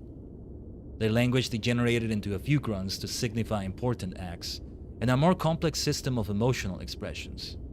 For emotionally, these creatures still preserve a certain refinement. Moreover, though they had almost wholly lost the power of intelligent innovation, their instinctive responses were often such as a more enlightened intelligence would justify. They were strongly social, deeply respectful of the individual human life, deeply parental, and often terribly earnest in their religion. Not till long after the rest of the planet was once more covered with life. Not till nearly 10 million years after the Patagonian disaster did a group of these savages, adrift on an iceberg, get blown southward across the sea to the mainland of Asia. Luckily, for Arctic conditions were increasing, and in time, the islanders were extinguished. The survivors settled in the new land and spread, century by century, into the heart of Asia. Their increase was very slow, for they were an infertile and inflexible race, but conditions were now extremely favorable. The climate was temperate, for Russia and Europe were now a shallow sea, warmed by currents from the Atlantic. There were no dangerous animals save the small gray bears, an offshoot from the polar species, and the large wolf-like foxes. Various kinds of rodents and deer provided meat in plenty. There were birds of all sizes and habits. Timber, fruit, wild grains, and other nourishing plants throve on the well-watered volcanic soil. The prolonged eruptions, moreover, had once more enriched the upper layers of the rocky crust with metals. A few 100,000 years in this new world sufficed for the human species to increase from a handful of individuals to a swarm of races. It was in the conflict and interfusion of these races, and also through the absorption of certain chemicals from the new volcanic soil, that humanity at last recovered its vitality. Here we go.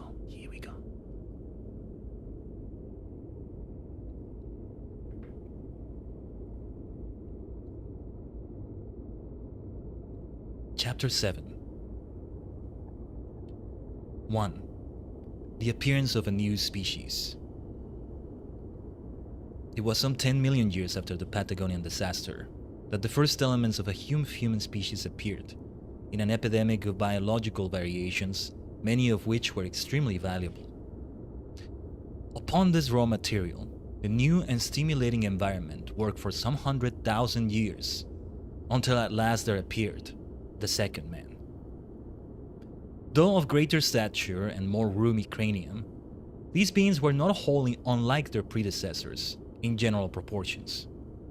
Their heads, indeed, were large even for their bodies, and their necks massive. Their hands were huge, but finely molded. Their almost titanic size entailed a seemingly excessive strength of support. Their legs were stouter, even proportionately, than the legs of the earlier species. Their feet had lost the separate toes, and by a strengthening and growing together of the internal bones, had become more efficient instruments of locomotion. During the Siberian exile, the first man had acquired a thick, hairy covering, and most races of the second man retained something of this blonde, hirsute appearance throughout their career. Their eyes were large and often jade green, their features firm as carved granite, yet mobile and lucent. Of the second human species, one might say that nature had at last repeated and far excelled the noble but unfortunate type which he had achieved once, long ago, with the first species, in certain prehistoric cave-dwelling hunters and artists. Inwardly, the second men differ from the earlier species in that they had shed most of those primitive relics which had hampered the first man more than was realized. Not only were they free of appendix, tonsils, and other useless excrescences, but also their whole structure was more firmly knit into unity. Their chemical organization was such that their tissues were kept in better repair. Their teeth, though proportionately small and few, were almost completely immune from caries. Such was their glandular equipment that puberty did not begin till 20, and not till they were 50 did they reach maturity. At about 190, their powers began to fail, and after a few years of contemplative retirement, they almost invariably died before true senility could begin. It was as though when a man's work was finished, and he had meditated in peace upon his whole career, there were nothing further to hold his attention and prevent him from falling asleep. Mothers carried the fetus for 3 years, suckled the infant for 5 years, and were sterile during this period and for another 7 years. Their climacteric was reached at about 160. Architecturally massive like their mates, they would have seemed to the first men very formidable titanesses, but even those early half-human beings would have admired the women of the second species both for their superb vitality and for their brilliantly human expression. In temperament, the second men were curiously different from the earlier species. The same factors were present, but in different proportions, and in far greater subordination to the considered will of the individual. Sexual vigor had returned, but sexual interest was strangely altered. Around the ancient core of delight in physical and mental contact with the opposite sex, there now appeared a kind of innately sublimated and no less poignant appreciation of the unique physical and mental forms of all kinds of living things. It is difficult for less ample natures to imagine this expansion of the innate sexual interest, for to them it is not apparent that the lusty admiration, which at first directs itself solely on the opposite sex, is the appropriate attitude to all the beauties of flesh and spirit in beast and bird and plant. Parental interest also was so strong in the new species, but it too was universalized. It had become a strong innate interest in, and a devotion to, all beings that were conceived as in need of help. In the earlier species, this passionate, spontaneous altruism occurred only in exceptional persons. In the new species, however, all normal men and women experience altruism as a passion. And yet at the same time, primitive parenthood had become tempered to a less possessive and more objective love, which among the first men was less common than they themselves were pleased to believe. Assertiveness had also greatly changed. Formerly, very much of a man's energy had been devoted to the assertion of himself as a private individual over against other individuals, and very much of his generosity had been at bottom selfish. But in the second man, this competitive self-assertion, this championship of the most intimately known animal against all others, was greatly tempered. Formerly the major enterprises of society would never have been carried through had they not been able to annex to themselves the egoism of their champions.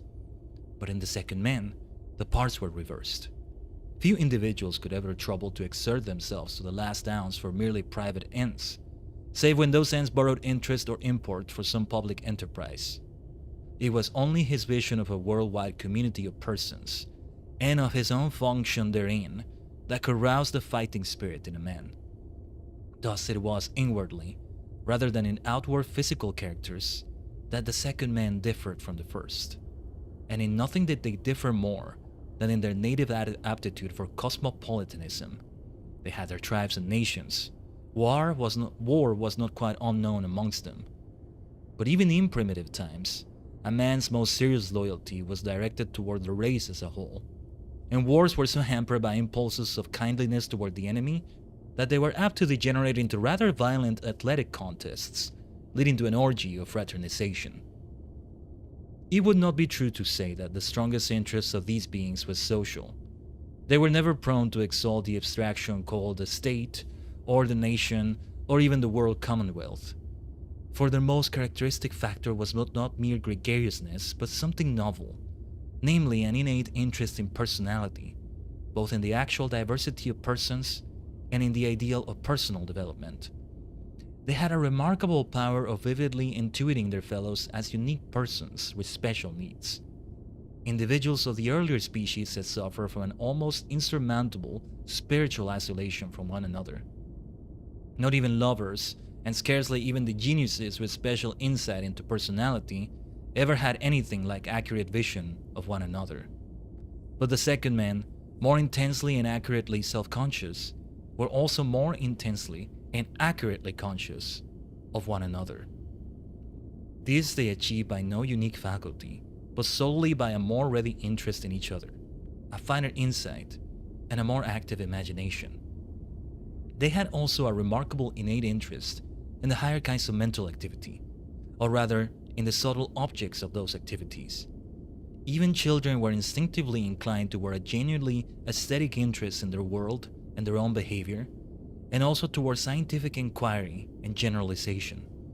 Small boys, for instance, will delight in collecting not merely such things as eggs or crystals, but mathematical formulae expressive of the different shapes of eggs and crystals, or of the innumerable rhythms of shells, fronds, leaflets, grass notes.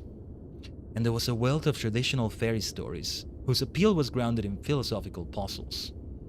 Little children delighted to hear how the poor things called illusions were banished from the country of the real, how one-dimensional Mr. Line woke up in a two-dimensional world, and how brave young tunes slew cacophonous beasts and won a melodious bride in that strange country where the landscape is all of sound and all living things are music. The first man had attained to interest in science, mathematics, philosophy only after arduous schooling. But in the second man there was a natural propensity for these activities, no less vigorous than the primitive instincts. Not, of course, that they were absolved from learning, but they had the same zest and facility in these matters as their predecessors had enjoyed only in humbler spheres. In the earlier species, indeed, the nervous system had maintained only a very precarious unity, and was all too liable to derangement by the rebellion of one of its subordinate parts. But in the second species, the high centers maintain an almost absolute harmony among the lower. Thus the moral conflict between momentary impulse and considered will, and again between private and public interest, played a very subordinate part among the second man. In actual cognitive powers also, this favored species far outstripped its predecessor. For instance, vision had greatly developed. The second man distinguished in the spectrum a new primary color between green and blue. And beyond blue they saw, not a reddish blue, but again a new primary color, which faded with increasing ruddiness far into the old ultraviolet. These two new primary colors were complementary to one another. At the other end of the spectrum they saw the infrared as a peculiar purple. Further, owing to the very great size of the retina, and the multiplication of rods and cones, they discriminated much smaller fractions of their field of vision. Improved discrimination, combined with a wonderful fertility of mental imagery,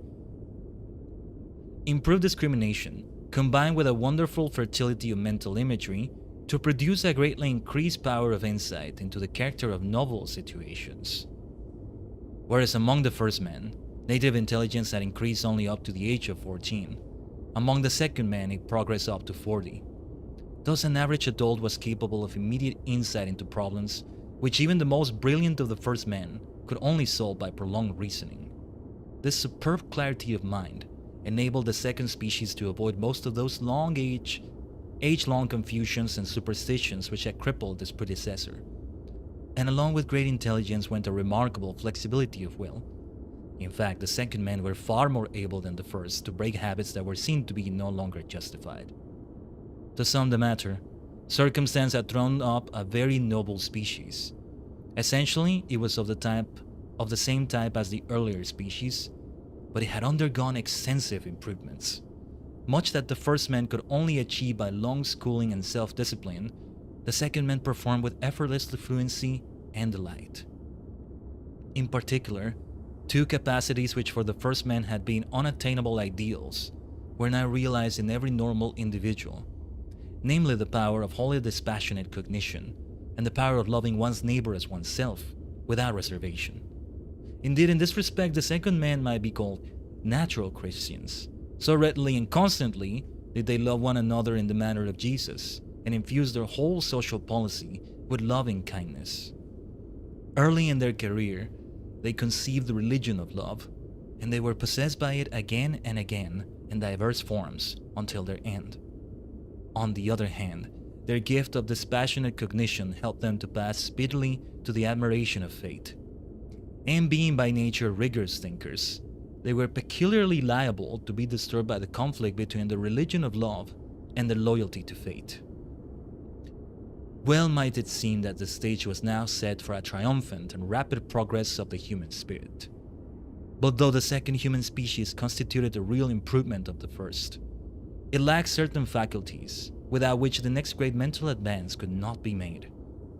Moreover, its very excellence involved one novel defect from which the first men were almost wholly free. In the lives of humble individuals, there are many occasions when nothing but an heroic effort can wrest their private fortunes from stagnation or decline and set them pioneering in new spheres. Among the first men, this effort was often called forth by passionate regard for self, and it was upon the tidal wave of innumerable egoisms, blindly searching in one direction, that the first species was carried forward. But, to repeat, in the second man, self-regard was never an overmastering motive. Only at the call of social loyalty or personal love would a man spur himself to desperate efforts. Whenever the stake appeared to be mere private advancement, he was apt to prefer peace to enterprise, the delights of sport, companionship, art, or intellect, to the slavery of self-regard. And so in the long run, though the second men were fortunate in their almost complete immunity from the lust of power and personal ostentation, which cursed the earlier species with industrialism and militarism, and though they enjoyed long ages of idyllic peace, often upon a high cultural plane, their progress toward full, self-conscious mastery of the planet was curiously slow. Okay, so we're long overdue an ad break. Hopefully nobody was interrupted by ads or anything on the purple dimension, on that side of things over there. We will BRB for this one as usual. Shouldn't be as long as the last one, I think. So let's BRB for a moment. Let's take a moment here. Let me get some water, actually. And continue. We have come upon that point at last where the first man transitioned to the second man after all sorts of harrowing things, man. All sorts of harrowing things happening to the first humanity. And all sorts of things like that may still happen to the rest of them, because these are the second of many, many, many, many humanities. So, let us BRB for a few minutes here as we run ads in the purple dimension. Stay tuned, Tajigen.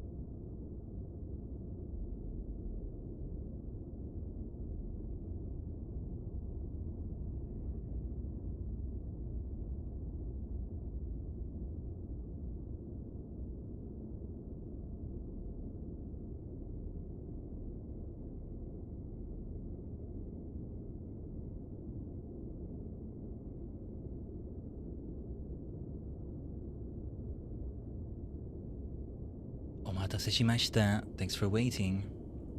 Man, that ambience just hits differently though, doesn't it? Just the ambience. Space in the background. It's a space ambience. At 10 hours, like sci-fi ambience. For sleep and study, it's called. It's like, sort of like around space stations and around space itself is like the intent of this ambience. That I just found that we're playing in the background. But alright then. Let me have a bit more water here. And we'll continue right away.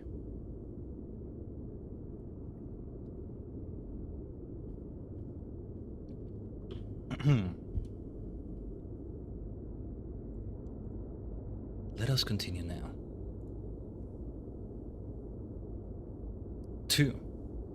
The intercourse of 3 species.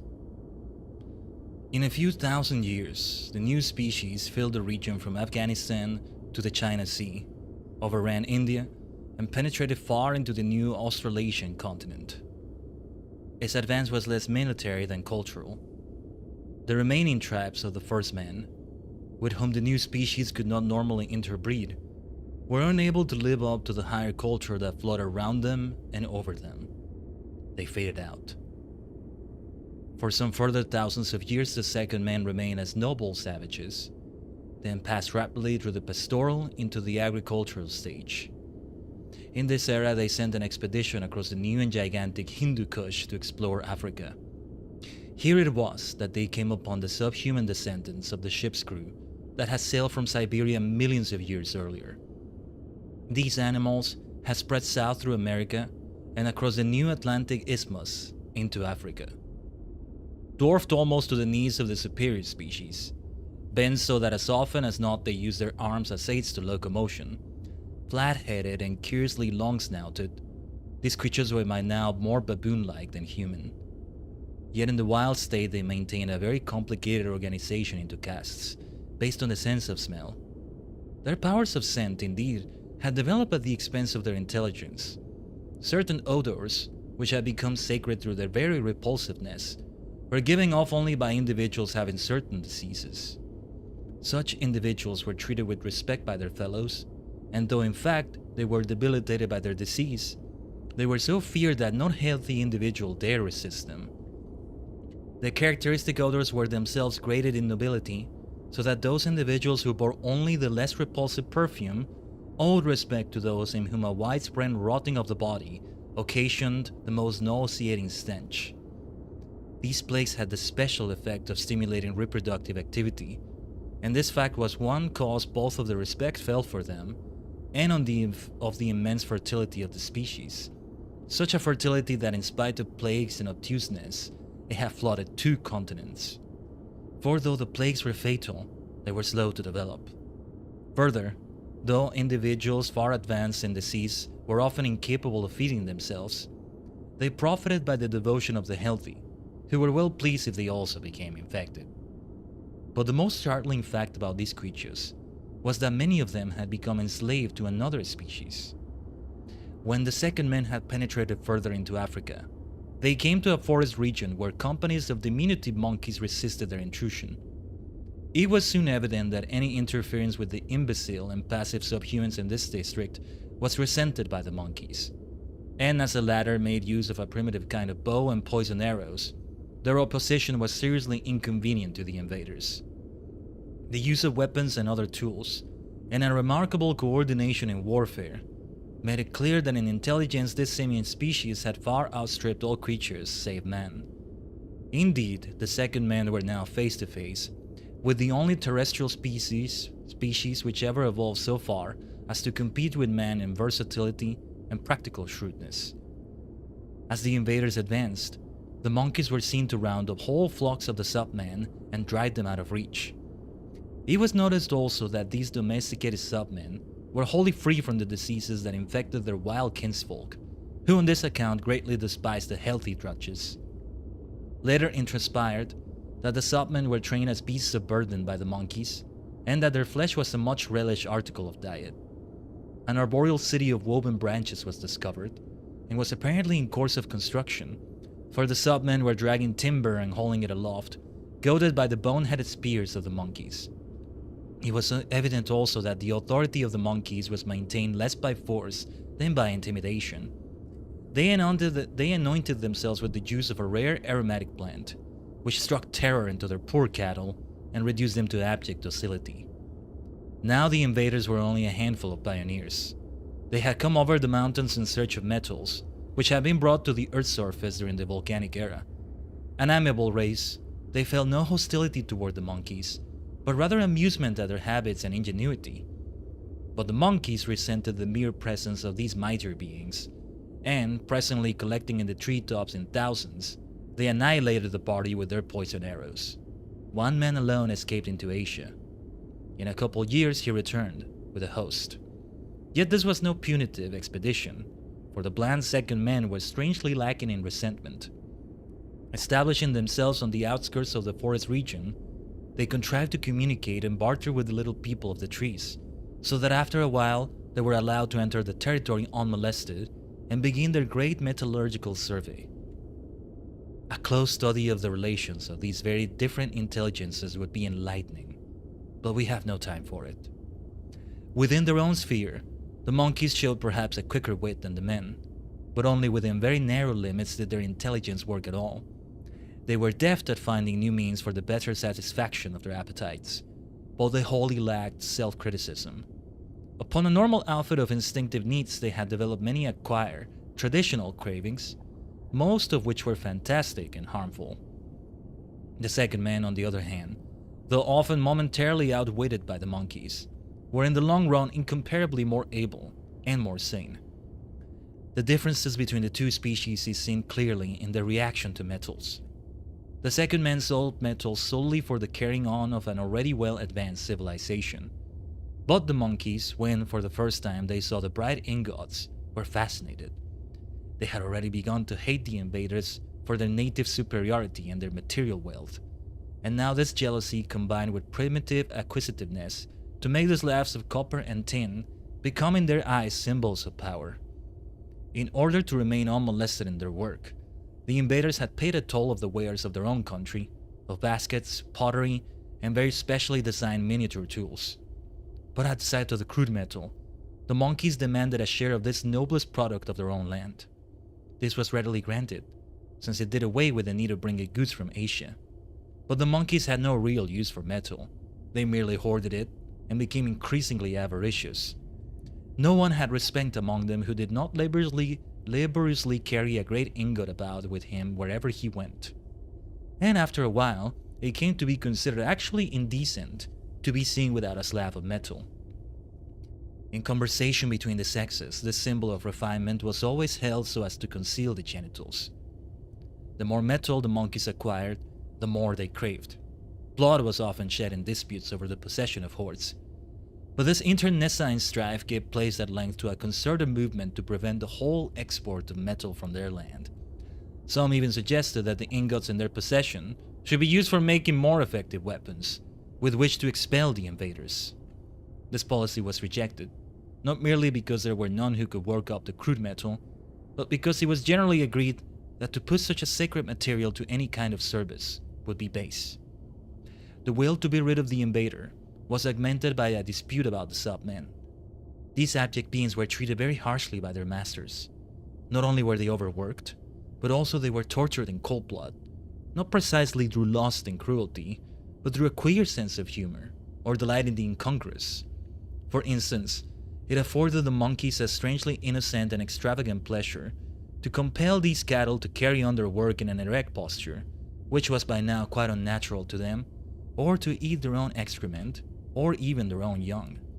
If ever these tortures roused some exceptional sub-men to rebel, the monkeys flared into contemptuous rage at such a lack of humor, so incapable were they of realizing the subjective processes of others.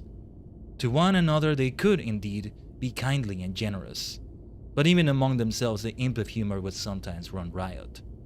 In any matter in which an individual was misunderstood by his fellows, he was sure to be gleefully baited and often harried to death. But in the main, it was only the slave species that suffered. The invaders were outraged by this cruel imbecility and ventured to protest. To the monkeys, the protest was unintelligible. What were cattle for but to be used in the service of superior beings? Evidently, the monkeys thought the invaders were after all lacking in the finer capacities of mind, since they failed to appreciate the beauty of the fantastic. This and other causes of friction finally led the monkeys to conceive a means of freeing themselves forever. The second men had proved to be terribly liable to the diseases of their wretched, subhuman kinsfolk. Only by very rigorous quarantine had they stamped out the epidemic that had revealed this fact. Now, partly for revenge, but partly also through malicious delight in the topsy-turvy, the monkeys determined to make use of this human weakness. There was a certain nut, very palatable to both taco and monkeys, which grew in a remote part of the country. The monkeys had already begun to martyr this nut for extra metal, and the pioneering second men were arranging to send caravans laden with nuts into their own country. In this situation, the monkeys found their opportunity. They carefully infected large quantities of nuts with the plagues rampant among those herds of submen which had not been domesticated. Very soon, caravans of infected nuts were scattered over Asia. The effect upon a race wholly fresh to these microbes was disastrous. Not only were the pioneering settlements wiped out, but the bulk of the species also. The submen themselves had become adjusted to the microbes and even reproduced more rapidly because of them. Not so the more delicately organized species. They died off like autumn leaves. Civilization fell to pieces. In a few generations, Asia was peopled only by a handful of scattered savages, all diseased and mostly crippled. But in spite of this disaster, the species remained potentially the same. Within a few centuries, they had thrown off the infection and had begun once more the ascent towards civilization. After another 1,000 years, pioneers again crossed the mountains and entered Africa. They met with no opposition. The precarious flicker of simian intelligence had long ago ceased. The monkeys had so burdened their bodies with metal and their minds with the obsession of metal that at length the herds of subhuman cattle were able to rebel and devour their masters. 3. The zenith of the second man. For nearly 250,000 years, the second man passed through successive phases of prosperity and decline. Their advance to develop culture was not nearly so steady and triumphal as might have been expected from a race of such brilliance.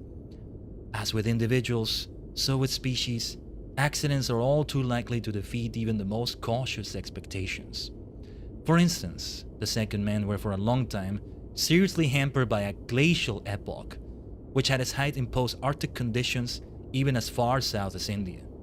Little by little, the encroaching ice crowded their tribes into the extremity of that peninsula and reduced their culture to the level of the Eskimo. In time, of course, they recovered, but only to suffer other scourges, of which the most devastating were epidemics of bacteria. The more recently developed and highly organized tissues of this species were peculiarly susceptible to disease, and not once but many times a promising barbarian culture or medieval civilization was wiped out by plagues. But of all the natural disasters which befell the second man, the worst was due to a spontaneous change in their own physical constitution. Just as the fangs of the ancient saber-toothed tiger had finally grown so large that the beast could not eat, so the brain of the second human species threatened to outgrow the rest of his body. In a cranium that was originally roomy enough, this rare product of nature was now increasingly cramped, while a circulatory system that was formerly quite adequate was becoming more and more liable to fail in pumping blood through so cramped a structure. These two causes at last began to take serious effect. Congenital imbecility became increasingly common, along with all manner of acquired mental diseases. For some thousands of years, the race remained in a most precarious condition, now almost dying out, now rapidly attaining an extravagant kind of culture in some region where physical nature happened to be peculiarly favorable. One of these precarious flashes of spirit occurred in the Yangtze Valley as a sudden and brief effulgence of city-states, peopled by neurotics, geniuses, and imbeciles. The lasting upshot of this civilization was a brilliant literature of despair, dominated by a sense of the difference between the actual and the potential in man and the universe. Later, when the race had attained its noontide glory, it was wont to brood upon this tragic voice from the past in order to remind itself of the underlying horror of existence. Meanwhile, brains became more and more overgrown, and the race more and more disorganized. There is no doubt that it would have gone the way of the saber-toothed tiger, simply through the fatal direction of its own physiological evolution, had not a more stable variety of the second human species at last appeared. It was in North America, into which, by way of Africa, the second men had long ago spread, that the roomier-skulled and stronger-hearted type first occurred. By great good fortune, this new variety proved to be a dominant Mendelian character, and as it interbred freely with the older variety, a superbly healthy race soon peopled America. The species was saved. But another 100,000 years were to pass before the second men could reach their zenith. I must not dwell on this movement of the human symphony, though it is one of great richness. Inevitably, many themes are now repeated from the career of the earlier species, but with special features, and transposed, so to speak, from the minor to the major key. Once more, primitive cultures succeed one another, or pass into civilization, barbarian or medieval, and in turn these fall or are transformed. Twice indeed, the planet became the home of a single, worldwide community, which endured for many thousands of years, until misfortune wrecked it. The collapse is not altogether surprising, for unlike the earlier species, the second men had no coal and oil. In both these early world species of the second men, there was a complete lack of mechanical power. Consequently, though worldwide and intricate, they were in a manner medieval. In every continent, intensive and highly skilled agriculture crept from the valleys up the mountainsides and over the irrigated deserts. In the rambling garden cities, each citizen took his share of drudgery, practiced also some fine handicraft, and yet had leisure for gaiety and contemplation. Intercourse within and between the 5 great continental communities had to be maintained by coaches, caravans, and sailing ships. Sail, indeed, now came back into its own, and far surpassed its previous achievements. On every sea, fleets of great populous red sail clippers, wooden, with carved poops and prows, but with the sleek flanks of the dolphin, carried the produce of every land, and the many travelers who delighted to spend a sabbatical year among foreigners. So much in the fullness of time could be achieved, even without mechanical power, by a species gifted with high intelligence and immune from antisocial self-regard. But inevitably there came an end. A virus, whose subtle derangement of the glandular system was never suspected by a race still innocent of physiology, propagated throughout the world a mysterious fatigue. Century by century, agriculture withdrew from the hills and deserts, craftsmanship deteriorated, thought became stereotyped, and the vast lethargy produced a vast despond. At length the nations lost touch with one another, forgot their culture, crumbled into savage tribes. Once more, Earth slept. Many thousand years later, long after the disease was spent, several great peoples developed in isolation. When at last they made contact, they were so alien that in each there had to occur a difficult cultural revolution, not unaccompanied by bloodshed, before the world could once more feel as one. But the Second World Order endured only a few centuries, for profound subconscious differences now made it impossible for the races to keep wholeheartedly loyal to each other. Religion finally severed the unity which all willed but none could trust. An heroic nation of monotheists sought to impose its faith on a vaguely pantheist world.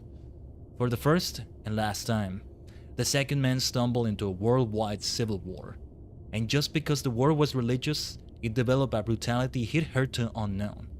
With crude artillery, but with fanaticism, the two groups of citizen armies harried one another. The fields were laid waste, the cities burned, the rivers and finally the winds were poisoned. Long after that pitch of horror had been passed, at which an inferior species would have lost heart, these heroic madmen continued to organize destruction. And when at last the inevitable breakdown came, it was the more complete. In a sensitive species, the devastating enlightenment which at last began to invade every mind, the overwhelming sense of treason against the human spirit, the tragic comicality of the whole struggle sapped all energy.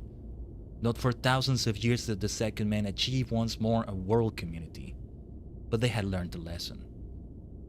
The third and most enduring civilization of the second man repeated the glorified medievalism of the first and passed beyond it into a phase of brilliant natural science. Chemical fertilizers increased the crops and therefore the world population. Wind and water power was converted into electricity to supplement human and animal labor.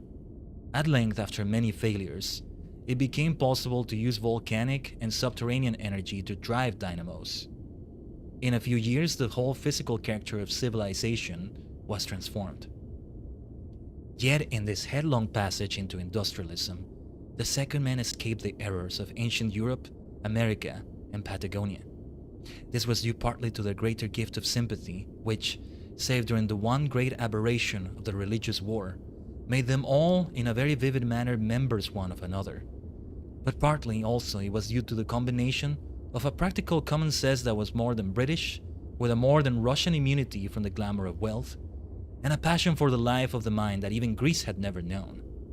Mining and manufacture, even with plentiful electric power, were occupations scarcely less arduous than of old. But since each individual was implicated by vivid sympathy in the lives of all persons within his ken, there was little or no obsession with private economic power. The will to avoid industrial evils was effective because sincere. At its height, the culture of the second man was dominated by respect for the individual human personality. Yet contemporary individuals were regarded both as end and as means, as a stage toward far ampler individuals in the remote future. For, although they themselves were more long-lived than their predecessors, the second men were oppressed by the brevity of human life and the pettiness of the individual's achievement in comparison with the infinity round about him which awaited apprehension and admiration. Therefore, they were determined to produce a race endowed with much greater natural longevity. Again, though they participated in one another far more than their predecessors, they themselves were dogged by despair at the distortion and error which spoiled every mind's apprehension of others. Like their predecessors, they had passed through all the more naive phases of self-consciousness and other consciousness, and through idealizations of various modes of personality.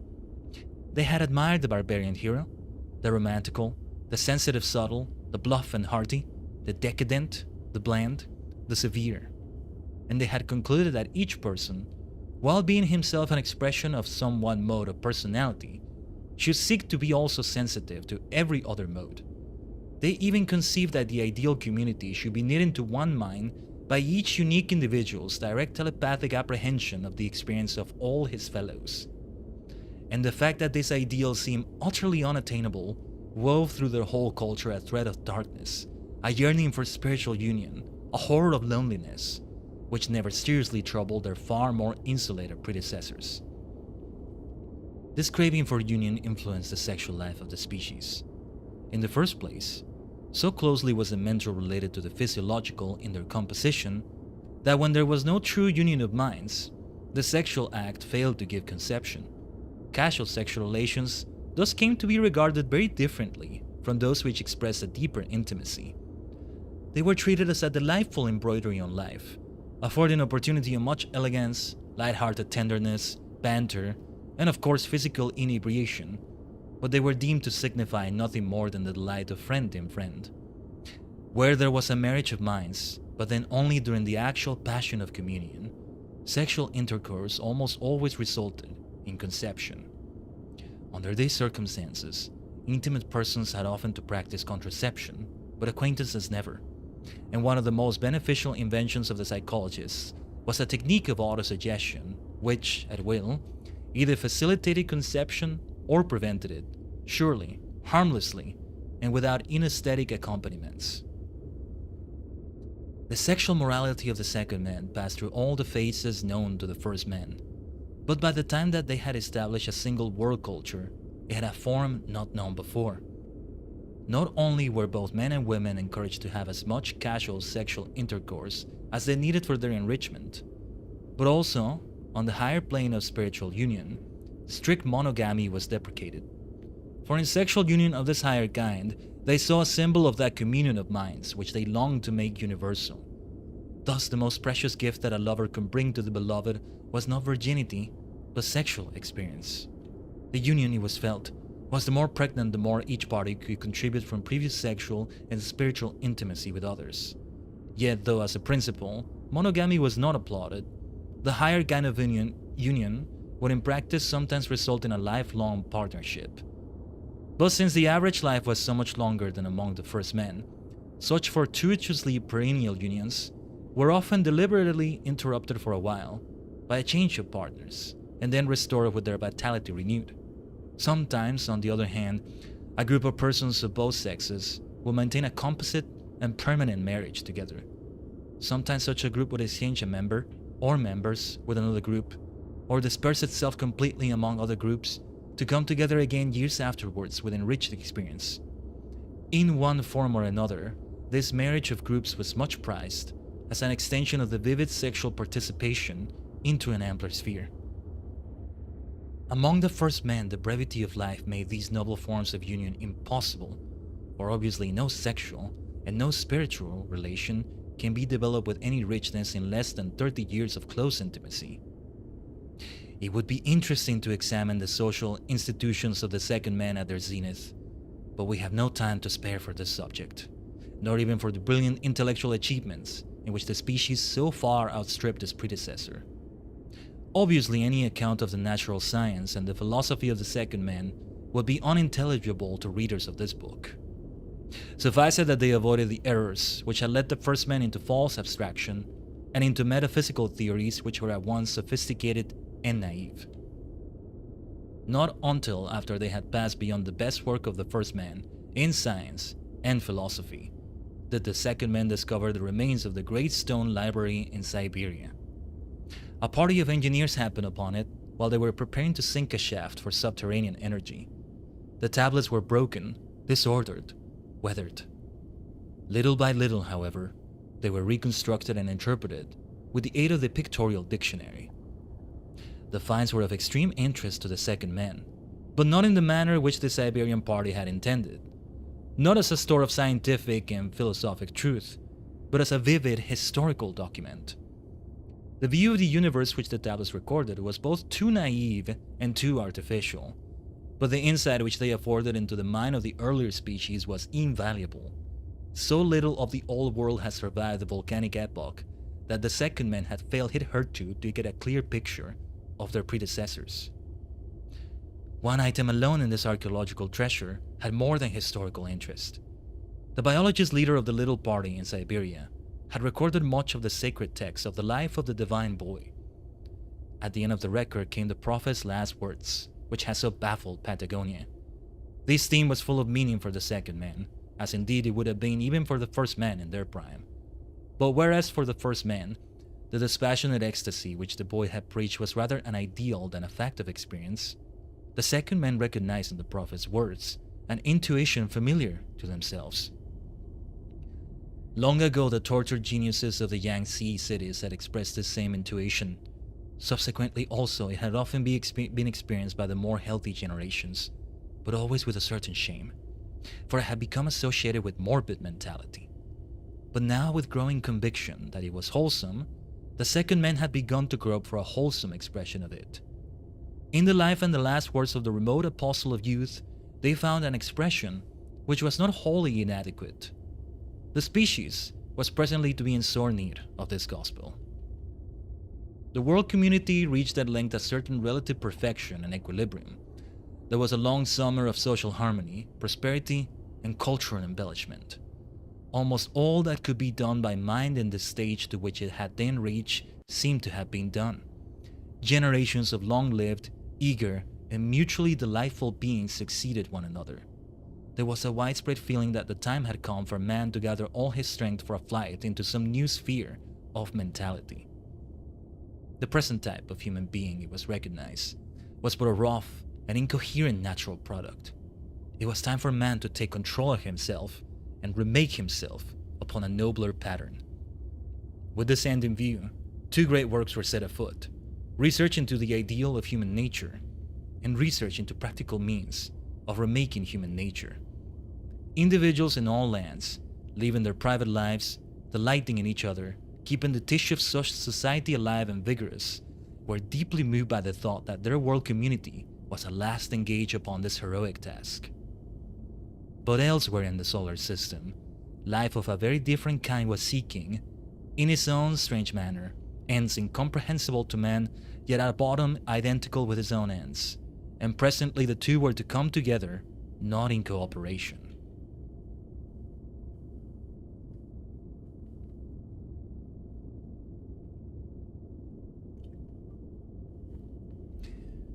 Okay. We've come upon a very key point. You've seen what has happened with the second man, the civilizations, their world states, rising and falling a lot actually. They actually went through many apocalyptic moments. The first one with like the monkeys and the sub-man. Ah man, that freaking chapter. Yeah. And even linking back to that cult of youth, Patagonia, right? All of that. We're about to get into alien conflict now. And yes, we're still gonna keep going. Now, it is still a bit early for the outbreak, but I think it's also a good, break in which to do that, right? Let's yap a little bit about it. Still. There's a lot to unpack right there because there were some things I didn't remember. I didn't actually remember that they went through rise and falls of civilizations a little bit upon millions of years and all that. That's what they said. They did their world states, but they collapsed as well. Hell, it's implied that even one of them collapsed pretty much like the first world state of the first man. Of the first humanity. Us. You. Maybe I should say as a star cluster in humanish form. A concept you would see in Star Maker, by the way. It all comes from there. It's a Stapledon Sunday. I just realized we can say an alliteration there. But anyway, but eventually they were able to rise further, and the fact that they find the tablets is still such nice denouement, and it's like across millions of years. Just imagine that they find it, because a lot of stuff is gonna be lost. Some of it is gonna be realized by future humanities, like, oh, this happened before and we didn't know it until now, or something like that. But a lot of the time it's not gonna happen. Hell, throughout all that evolution, right? The first men lost knowledge of who they actually were. Such a thing known as Europe, such a thing known as England, such a thing known as Patagonia. Things like that. And eventually the second man here, right? Already we have been introduced to the concept that in order for humanity to be better, they need to evolve. Their physical form, their mental form can only evolve through physical means, such as the brain and all that. And there were actually, like, within each human species, there are varieties, right? Almost implied that the early second men were more like early European humans, previously known as Neanderthal, but I think that term is outdated now, supposedly. What was the other? Pithecanthropus? Pithecanthropus, however you say it. Pithecanthropus? That's one. Like, that is not the first man, right? Those are predecessors to the first man instead. But like, even within the first man, there were variations in mentality and biology with the aging happening already. So the second man had a similar thing, and I completely forgot that happened. Like, the second men that first come up and fight the monkeys, evolved from the first man, are not exactly the same as the ones we have in this now world state that's now futuristic beyond anything the first man could ever do. Both technologically and mentally, I think. Sciences and all that. But something is about to happen. So, once again, let's BRB. 3 minutes of ads in the purple dimension. It's a bit early for them, but it's a good point in which to do them. So, we should do them now. Better to take care of them already, and we'll see how we proceed here. Yes, we are still reading this bad boy. You know, another thing I want to say. I guess it happens much like a lot of the other streams, but in a very different manner. I couldn't describe it to you with words, even though I'm reading a lot of words right now. It's making some of my phrasing of things be better, but also kind of making me struggle in others. It's fascinating to see, but it's also fascinating to see in myself here. Not sure if you can hear it in my voice even. I start the streams, most streams like this, except for the Thursday evening stream, There may be changes in the schedule with start time slightly, by the way, this coming week, this week already, depending how you see it, but mostly the same, right? I start them early.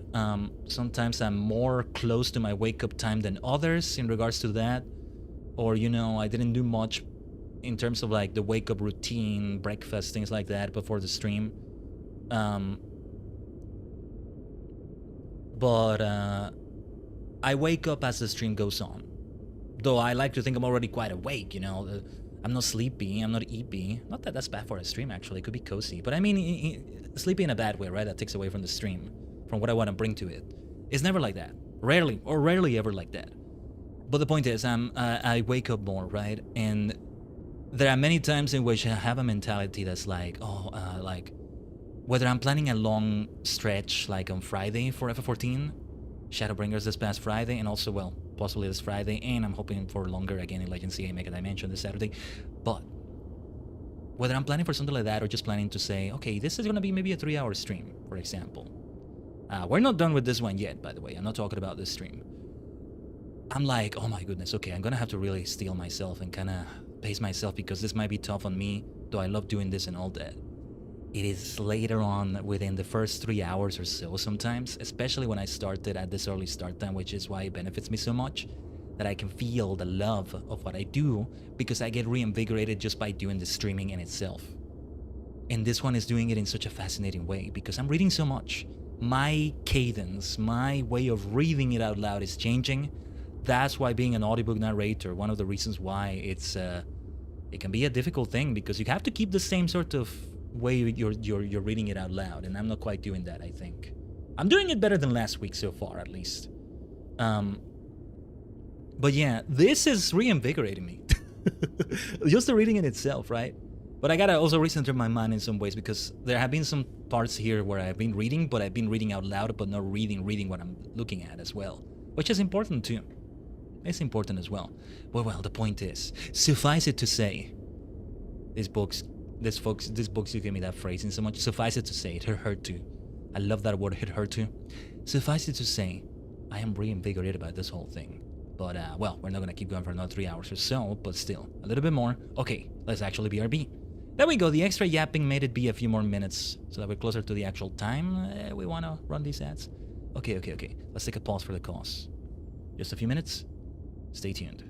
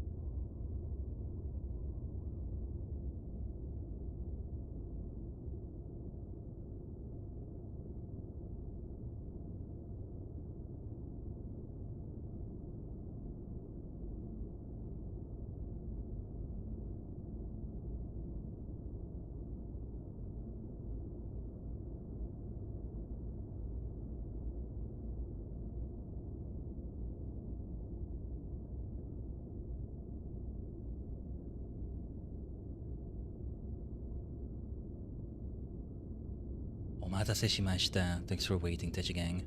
Sorry if you do hear some background noise. See, this is one of those times where, and I don't mean like the background noise, the ambience we have in the background right now. I mean non-ambience background noise, like a dog bark or a passing vehicle, some voice in the background, like a neighbor or something. It's getting a bit loud around this time of day, I think. But yeah, also a reason why we have the ambience partly. One day I do hope to have more of a setup for this sort of reading. I am leaning at some points towards the ASMR side of things with what's going on here as well. But not entirely. Not entirely. It may differ from that. I definitely a lot of the time with these readings have more of a, well, this kind of voice rather than the other voice we use for other things, though. You hear this voice sometimes in what we do, but sometimes. I don't know. Let's allow better phrasing through what we're reading here. And so we continue. New chapter. Yeah, you can already tell something major is gonna happen because the second men were about to engineer their successors, basically. We were gonna get the third man created by them, maybe? Well, bit of a spoiler. That's not quite what's gonna happen because of certain things going on. Elsewhere in the solar system, said the book here. And so we must take a look at this. Let us continue. Chapter 8. 1. The first Martian invasion. Upon the foothills of the new and titanic mountains that were once the Hindu Kush, were many holiday centers, whence the young men and women of Asia were wont to seek alpine dangers and hardships for their soul's refreshment. It was in this district, and shortly after a summer dawn, that the Martians were first seen by men. Early walkers noticed that the sky had an unaccountably greenish tinge, and that the climbing sun, though free from cloud, was wan. Observers were presently surprised to see the green concentrate itself into 1,000 tiny cloudlets, with clear blue between. Field glasses revealed within each fleck of green some faint hint of a ruddy nucleus, and shifting strands of an infrared color, which would have been invisible to the earlier human race.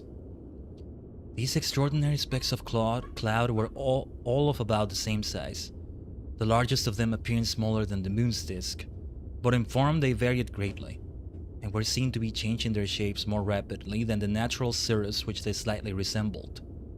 In fact, though there was much that was cloud-like in their form and motion, there was also something definite about them, both in their features and behavior, which suggested life. Indeed, they were strongly reminiscent of primitive amoeboid organisms seen through a microscope.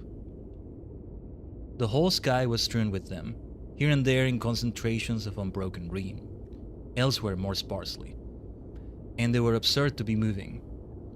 A general drift of the whole celestial population was setting toward one of the snowy peaks that dominated the landscape. Presently, the foremost individuals reached the mountain's crest, and were seen to be creeping down the rock face with a very slow, amoeboid action. Meanwhile, a couple of aeroplanes, electrically driven, had climbed the sky to investigate the strange phenomenon at close quarters. They passed among the drifting cloudlets, and actually through many of them without hindrance, and almost without being obscured from view. On the mountain, a vast swarm of the cloudlets was collecting, and creeping down the precipices and snow fields into a high glacier valley. At a certain point where the glacier dropped steeply to a lower level, the advance guard slowed down and stopped, while hosts of their fellows continued to pack in on them from behind. In half an hour, the whole sky was once more clear, save for normal clouds, but upon the glacier lay what might almost have been an exceptionally dark, solid-looking thundercloud, save for its green tinge and seething motion. For some minutes, the strange object was seen to concentrate itself into a somewhat smaller bulk and become darker. Then it moved forward again and passed over the cliffy end of the glacier into the pine-clad valley. An intervening ridge now hid it from its first observers. Lower down the valley there was a village. Many of the inhabitants, when they saw the mysterious dense fume advancing upon them, took to their mechanical vehicles and fled, but some waited out of curiosity. They were swallowed up in a murky olive-brown fog, shot here and there with queer shimmering streaks of a ruddier tint. Presently there was complete darkness, Artificial lights were blotted out almost at arm's length. Breathing became difficult. Throats and lungs were irritated. Everyone was seized with a violent attack of sneezing and coughing. The clouds streamed through the village and seemed to exercise irregular pressures upon objects, not always in the general direction of movement, but sometimes in the opposite direction, as though it were getting a purchase upon human bodies and walls and actually elbowing its way along. Within a few minutes, the fog lightened, and presently it left the village behind it, save for a few strands and whiffs of a smoke-like substance, which had become entangled in side streets and isolated. Very soon, however, these seemed to get themselves clear and hurried to overtake the main body. When the gasping villagers had somewhat recovered, they sent a radio message to the little town lower down the valley, urging temporary evacuation. The message was not broadcast, but transmitted on a slender beam of rays.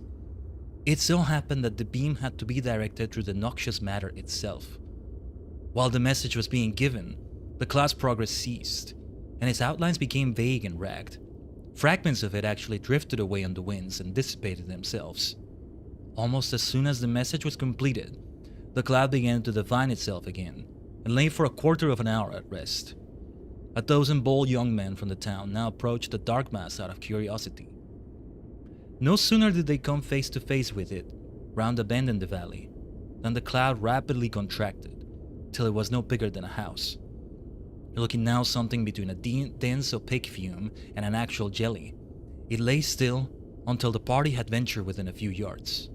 Evidently their courage failed, for they were seen to turn, but before they had retreated 3 paces, a long proboscis shot out of the main mass with the speed of a chameleon's tongue and enveloped them. Slowly it withdrew, but the young men had been gathered in with it. The cloud, or jelly, churned itself violently for some seconds, then ejected the bodies in a single chewed lump. The murderous thing now elbowed itself along the road toward the town, leaned against the first house, crushed it, and proceeded to wander hither and thither, pushing everything down before it as though it were a lava stream. The inhabitants took to their heels, but several were licked up and slaughtered. Powerful beam radiation was now poured into the cloud from all the neighboring installations. Its destructive activity slackened, and once more it began to disintegrate and expand. Presently it streamed upwards as a huge column of smoke, and at a great altitude, it dissipated itself again into a swarm of the original green cloudlets, noticeably reduced in numbers. These again faded into a uniform greenish tinge, which gradually vanished.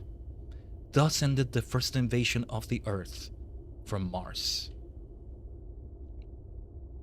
2. Life on Mars.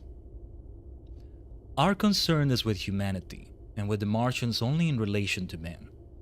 But in order to understand the tragic intercourse of the 2 planets, it is necessary to glance at conditions on Mars, and conceive something of those fantastically different yet fundamentally similar beings who were now seeking to possess man's home. To describe the biology, psychology, and history of a whole world in a few pages is as difficult as it would be to give the Martians themselves in the same compass a true idea of man. Encyclopedias, libraries, would be needed in either case. Yet somehow, I must contrive to suggest the alien sufferings and delights and the many eons of struggle, which went to the making of these strange non-human intelligences, in some ways so inferior, yet in others definitely superior to the human species which they encountered. Mars was a world whose mass was about 1/10 that of the Earth. Gravity therefore had played a less tyrannical part in martial than in terrestrial history. The weakness of Martian gravity, combined with the paucity of the planet's air envelope, to make the general atmospheric pressure far lighter than on Earth. Oxygen was far less plentiful. Water also was comparatively rare. There were no oceans or seas, but only shallow lakes and marshes, many of which dried up in summer. The climate of the planet was in general very dry, and yet very cold. Being without cloud, it was perennially bright with the feeble rays of a distant sun. Earlier in the history of Mars, when there were more air, more water, and a higher temperature from internal heat, life had appeared in the coastal waters of the seas, and evolution had proceeded in much the same manner as on Earth. The primitive life was differentiated into the fundamental animal and vegetable types. Multicellular structures appeared and specialized themselves in diverse manners to suit diverse environments. A great variety of plant forms clothed the lands, often with forests of gigantic and slender-stemmed plumes. Mollusk-like and insect-like animals crept or swam, or shot themselves hither and thither in fantastic jumps. Huge spidery creatures of a type not wholly unlike crustaceans or gigantic grasshoppers bounded after their prey, and developed a versatility and cunning which enabled them to dominate the planet almost as, at a much later date, early man was to dominate the terrestrial wild. But meanwhile, a rapid loss of atmosphere, and especially of water vapor, was changing Martian conditions beyond the limits of adaptability of this early fauna and flora. At the same time, a very different kind of vital organization was beginning to profit by the change. On Mars, as on the Earth, life had arisen from one of many sub-vital forms. The new type of life on Mars evolved from another of these sub-vital kinds of molecular organization, one which had hitherto failed to evolve at all, and had played an insignificant part, save occasionally as a rare virus in the respiratory organs of animals. These fundamental sub-vital units of organization were ultra-microscopic, and indeed far smaller than the terrestrial bacteria or even the terrestrial viruses. They originally occurred in the marshy ponds, which dried up every spring and became depressions of baked mud and dust. Certain of their species, born into the air upon dust particles, develop an extremely dry habit of life. They maintain themselves by absorbing chemicals from the wind-borne dust and a very slight amount of moisture from the air. Also, they absorb sunlight by a photosynthesis almost identical with that of the plants.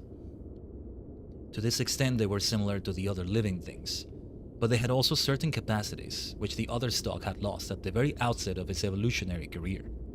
Terrestrial organisms and Martian organisms of the terrestrial type maintain themselves as vital unities by means of nervous systems or other forms of material contact between parts. In the most developed forms, an immensely complicated neural telephone system connected every part of the body with a vast central exchange, the brain.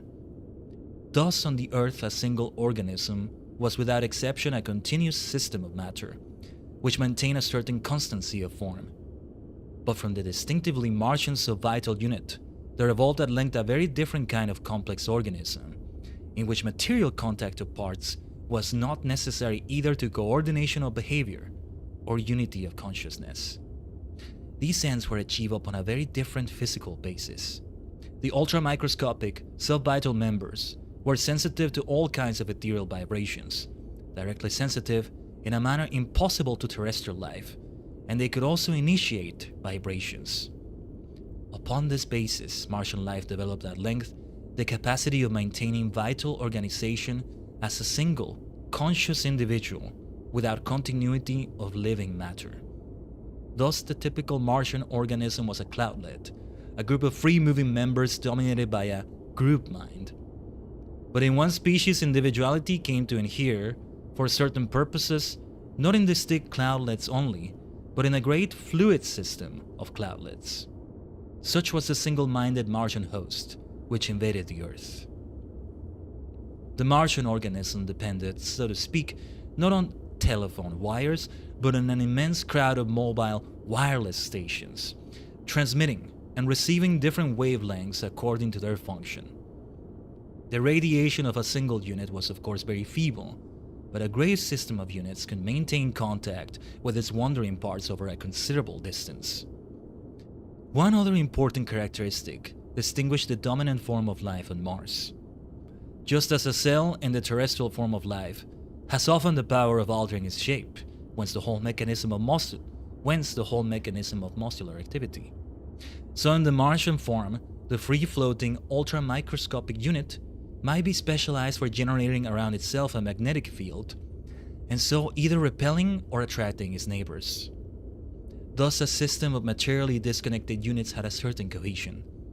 Its consistency was something between a smoke cloud and a very tenuous jelly. It had a definite, though ever-changing contour, and resistance surface. By mass mutual repulsions of its constituent units, it could exercise pressure on surrounding objects, and in its most concentrated form, the Martian cloud jelly could bring to bear immense forces which could also be controlled for very delicate manipulation. Magnetic forces were also responsible for the mollusk-like motion of the cloud as a whole over the ground, and again for the transport of lifeless material and living units from region to region within the cloud. The magnetic field of repulsion and attraction generated by a suborbital unit was much more restricted than its field of wireless communication, similarly with organized systems of units. Thus, each of the cloudlets which the second man saw in their sky was an independent motor unit, but also it was in a kind of telepathic communication with all its fellows. Indeed, in every public enterprise, such as the terrestrial campaigns, almost perfect unity of consciousness was maintained within the limits of a huge field of radiation.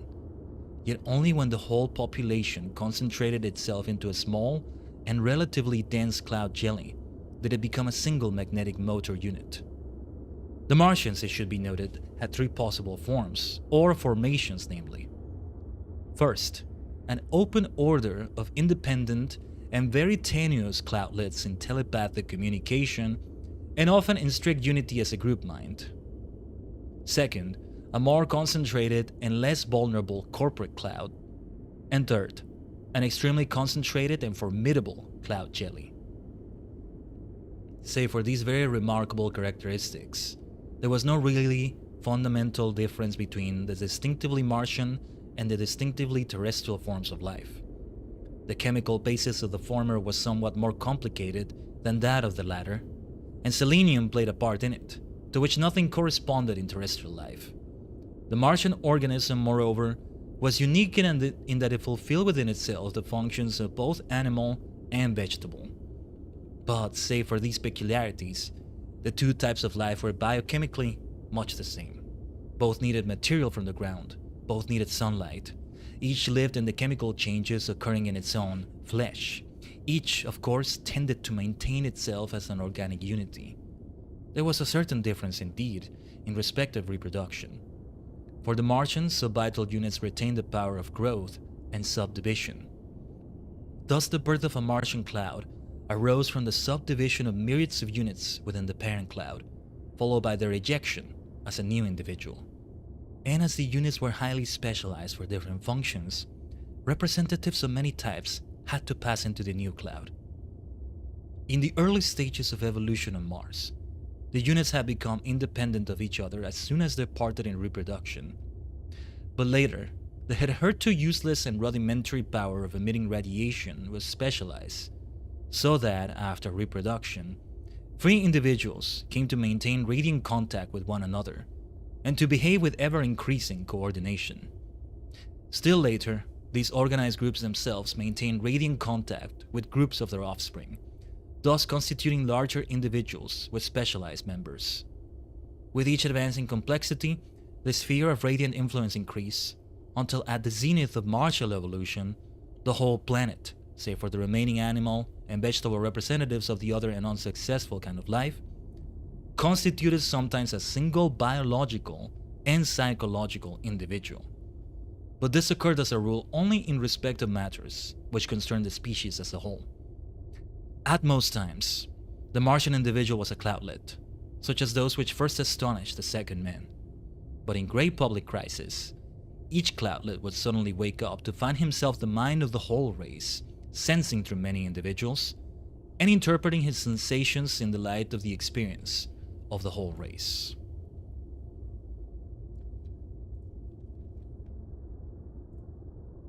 The life which dominated Mars was thus something between an extremely well-disciplined army of specialized units and a body possessed by one mind. Like an army, it could take any form without destroying its organic unity. Like an army, it was sometimes a crowd of free wandering units, yet at other times also it disposed itself in very special orders to fulfill special functions. Like an army, it was composed of free, experiencing individuals who voluntarily submitted themselves to discipline. On the other hand, unlike an army, It woke occasionally into unified consciousness. The same fluctuation between individuality and multiplicity, which characterized the race as a whole, characterized also each of the cloudlets themselves. Each was sometimes an individual, sometimes a swarm of more primitive individuals. But while the race rather seldom rose to full individuality, the cloudlets declined from it only in very special circumstances.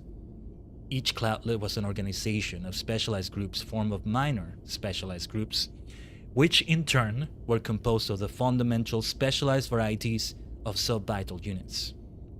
Each free-roving group of free-roving units constituted a special organ, fulfilling some particular function in the whole.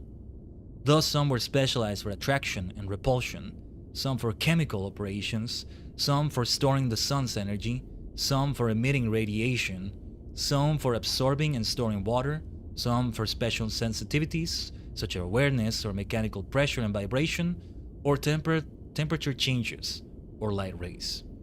Others again were specialized to fulfill the function of the brain of man, but in a peculiar manner.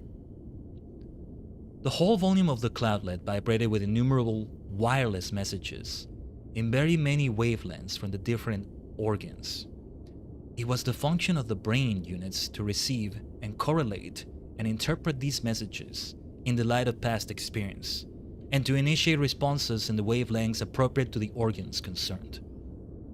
All these subvital units, save a few types that were too highly specialized, were capable of independent life as airborne bacteria or viruses.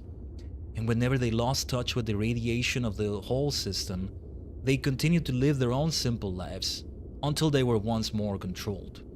All were free-floating units, but normally they were under the influence of the cloudlet system of electromagnetic fields and were directed hither and thither for their special functions. And under this influence, some of them might be held rigidly in position in relation to one another. Such was the case of the organs of sight.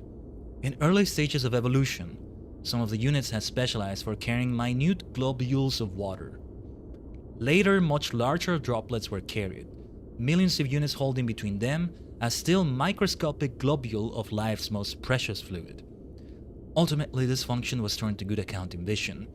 Aqueous lenses as large as the eye of an ox were supported by a scaffolding of units, while at focal length from the lens, a rigid retina of units was held in position. Thus the Martian could produce eyes of every variety whenever he wanted them, and telescopes and microscopes too. This production and manipulation of visual organs was of course largely subconscious, like the focusing mechanism in man. But latterly, the Martians had greatly increased their conscious control of physiological processes, and it was this achievement which facilitated their remarkable optical triumphs. One other physiological function we must note before considering the Martian psychology. The fully evolved, but as yet uncivilized Martian had long ago ceased to depend for his chemicals on wind-borne volcanic dust. Instead, he rested at night on the ground, like a knee-high mist on terrestrial meadows, and projected specialized, tubular groups of units into the soil, like rootlets. Part of the day also had to be occupied in this manner. Somewhat later, this process was supplemented by devouring the declining plant life of the planet. But the final, civilized Martians had greatly improved their methods of exploiting the ground and the sunlight, both by mechanical means and by artificial specialization of their own organs. Even so, however, as their activities increased, these vegetable functions became an ever more serious problem for them. They practiced agriculture, but only a very small area of the arid planet could be induced to bear. It was terrestrial water and terrestrial vegetation that finally determined them to make the great voyage.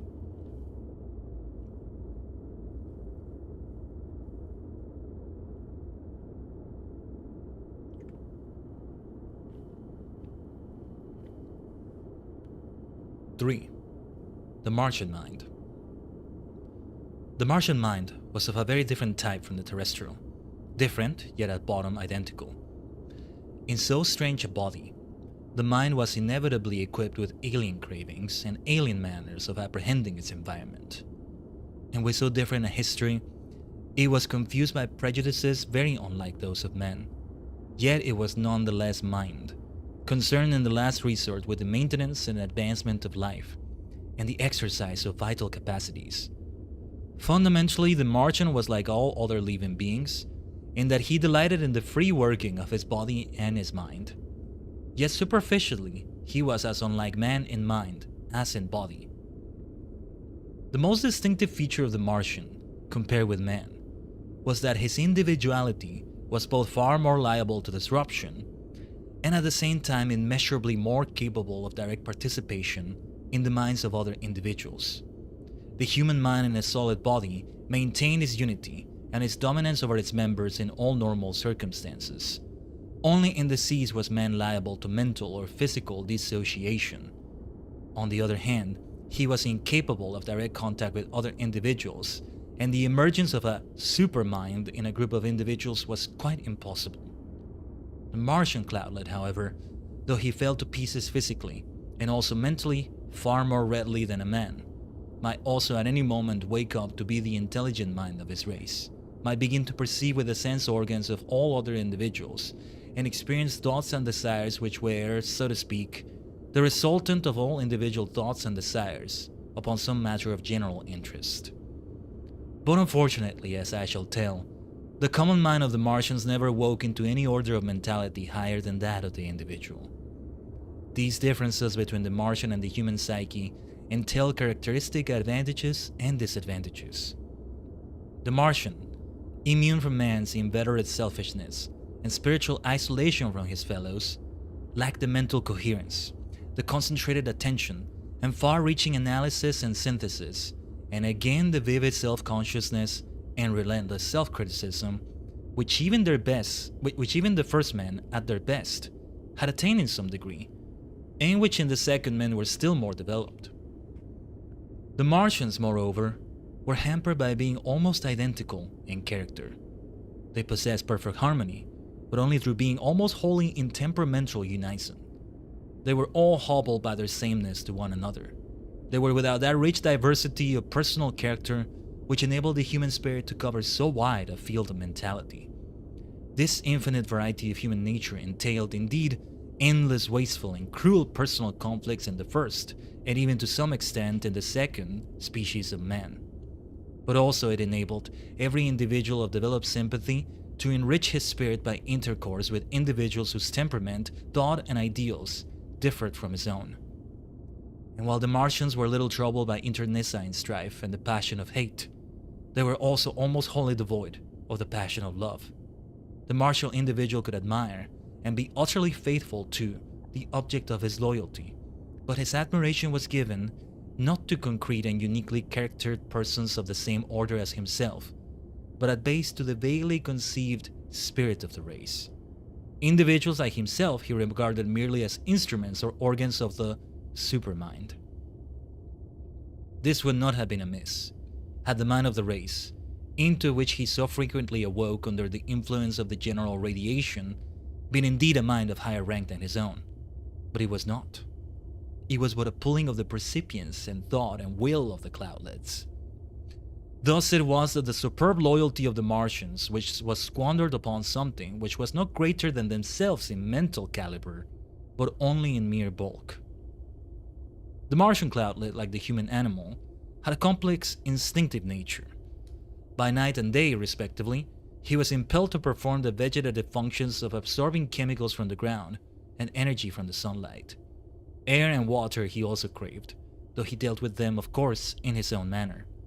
He had also his own characteristic instinctive impulses to move his body, both for locomotion and manipulation. Martian civilization provided an outlet for these cravings, both in the practice of agriculture and in intricate and wonderfully beautiful cloud dances and gymnastics. For these perfectly supple beings rejoiced in executing aerial evolutions, flinging out wild rhythmical streamers, intertwining with one another in spirals, concentrating into opaque spheres, cubes and cones, and all sorts of fantastical volumes. Many of these movements and shapes had intense emotional significance for them in relation to the operations of their life, and were executed with religious fervor and solemnity. The Martian had also his impulses of fear and pugnacity. In the remote past, This had often been directed against hostile members of his own species, but since the race had become unified, they found exercise only upon other types of life and upon inanimate nature. Instinctive gregariousness was, of course, extremely developed in the Martian at the expense of instinctive self-assertion. Sexuality the Martian had not. There were no partners in reproduction. But his impulse to merge physically and mentally with other individuals and wake up as a supermind had in it much that was characteristic of sex in men. Parental impulses of a kind, he knew, but they were scarcely worthy of the name. He cared only to eject excessive living matter from his system and to keep en rapport with the new individual thus formed, as he would with any other individual. He knew no more of the human devotion to children as budding personalities than of the subtle intercourse of male and female temperaments. By the time of the first invasion, however, reproduction had been greatly restricted, for the planet was fully populated, and each individual cloudlet was potentially immortal. Among the Martians there was no natural death, no spontaneous death through mere senility. Normally the cloudlet's members kept themselves in repair indefinitely by the reproduction of their constituent units. Diseases indeed were often fatal, and chief among them was a plague corresponding to terrestrial cancer, in which the cell vital units lost their sensitivity to radiation, so that they proceeded to live as primitive organisms and reproduce without restraint. As they also became parasitic on the unaffected units, the cloudlet inevitably died. Like the higher kinds of terrestrial mammal, the Martians had strong impulses of curiosity. Having also many practical needs to fulfill as a result of their civilization, and being extremely well equipped by nature for physical experiment and microscopy, they had gone far in the natural sciences. In physics, astronomy, chemistry, and even in the chemistry of life, man had nothing to teach them. The vast corpus of Martian knowledge had taken many thousands of years to grow. All the stages and his current achievements were recorded on immense scrolls of paper made from vegetable pulp and stored in libraries of stone. For the Martians, curiously enough, had become great masons and had covered much of their planet with buildings of feathery and toppling design, such as would have been quite impossible on Earth. They had no need of buildings for habitation, save in the Arctic regions, but as workshops, granaries, and storerooms of all sorts, buildings had become very necessary to the Martians. Moreover, these extremely tenuous creatures took a peculiar joy in manipulating solids. Even their most utilitarian architecture blossomed with a sort of Gothic or Arabesque ornateness and fantasy, wherein the ethereal seemed to torture the substance of solid rocks into its own likeness. At the time of the invasion, the Martians were still advancing intellectually, and indeed, it was through an achievement in theoretical physics that they were able to leave their planet. They had long known that minute particles at the upper limit of the atmosphere might be borne into space by the pressure of the sun's rays at dawn and sunset. And at length they discovered how to use this pressure as the wind is used in sailing. Dissipating themselves into their ultra-microscopic units, they contrived to get a purchase on the gravitational fields of the solar system, as a boat's keel and rudder get a purchase on the water. Thus they were able to tack across to the Earth as an armada of ultra-microscopic vessels. Arrive in the terrestrial sky, they reformed themselves as cloudlets, swam through the dense air to the alpine summit, and climbed downwards as a swimmer may climb down a ladder underwater. This achievement involved very intricate calculations and chemical inventions, especially for the preservation of life in transit and on an alien planet. It could never have been done save by beings with far-reaching and accurate knowledge of the physical world. But though in respect of natural knowledge, the Martians were so well advanced, they were extremely backward in all those spheres which may be called spiritual knowledge. They had little understanding of their own mentality and less of the place of mind in the cosmos. Though in a sense a highly intelligent species, they were at the same time wholly lacking in philosophical interest. They scarcely conceived, still less tackled, the problems which even the first men had faced so often, though so vainly. For the Martians, there was no mystery in the distinction between reality and appearance, or in the relation of the one and the many, or in the status of good and evil, nor were they ever critical of their own ideals. They aim wholeheartedly at the advancement of the Martian super-individual. But what should constitute individuality and its advancement, they never seriously considered. And the idea that they were under obligation also toward beings not included in the Martian system of radiation proved wholly beyond them. For though so clever, they were the most naive of self-deceivers and had no insight to see what it is that is truly desirable.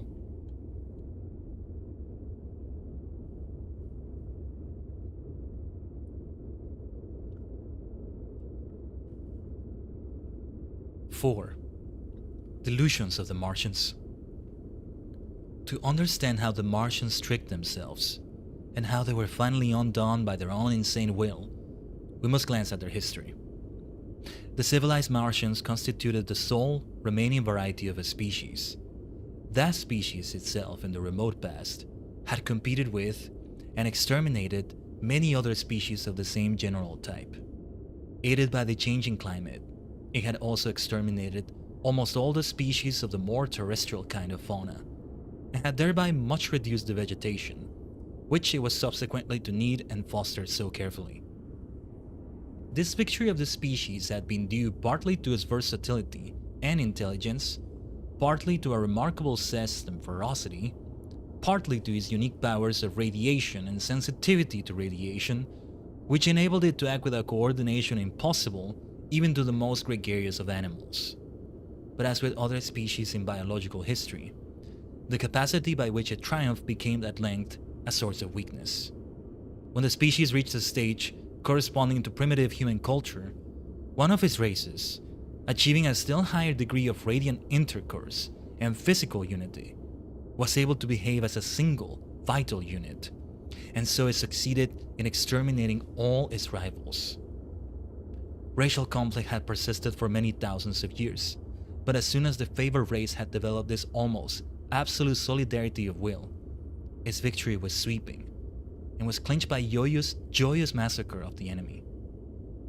But ever afterwards, the Martians suffered from the psychological effects of their victory at the close of the epoch of racial wars.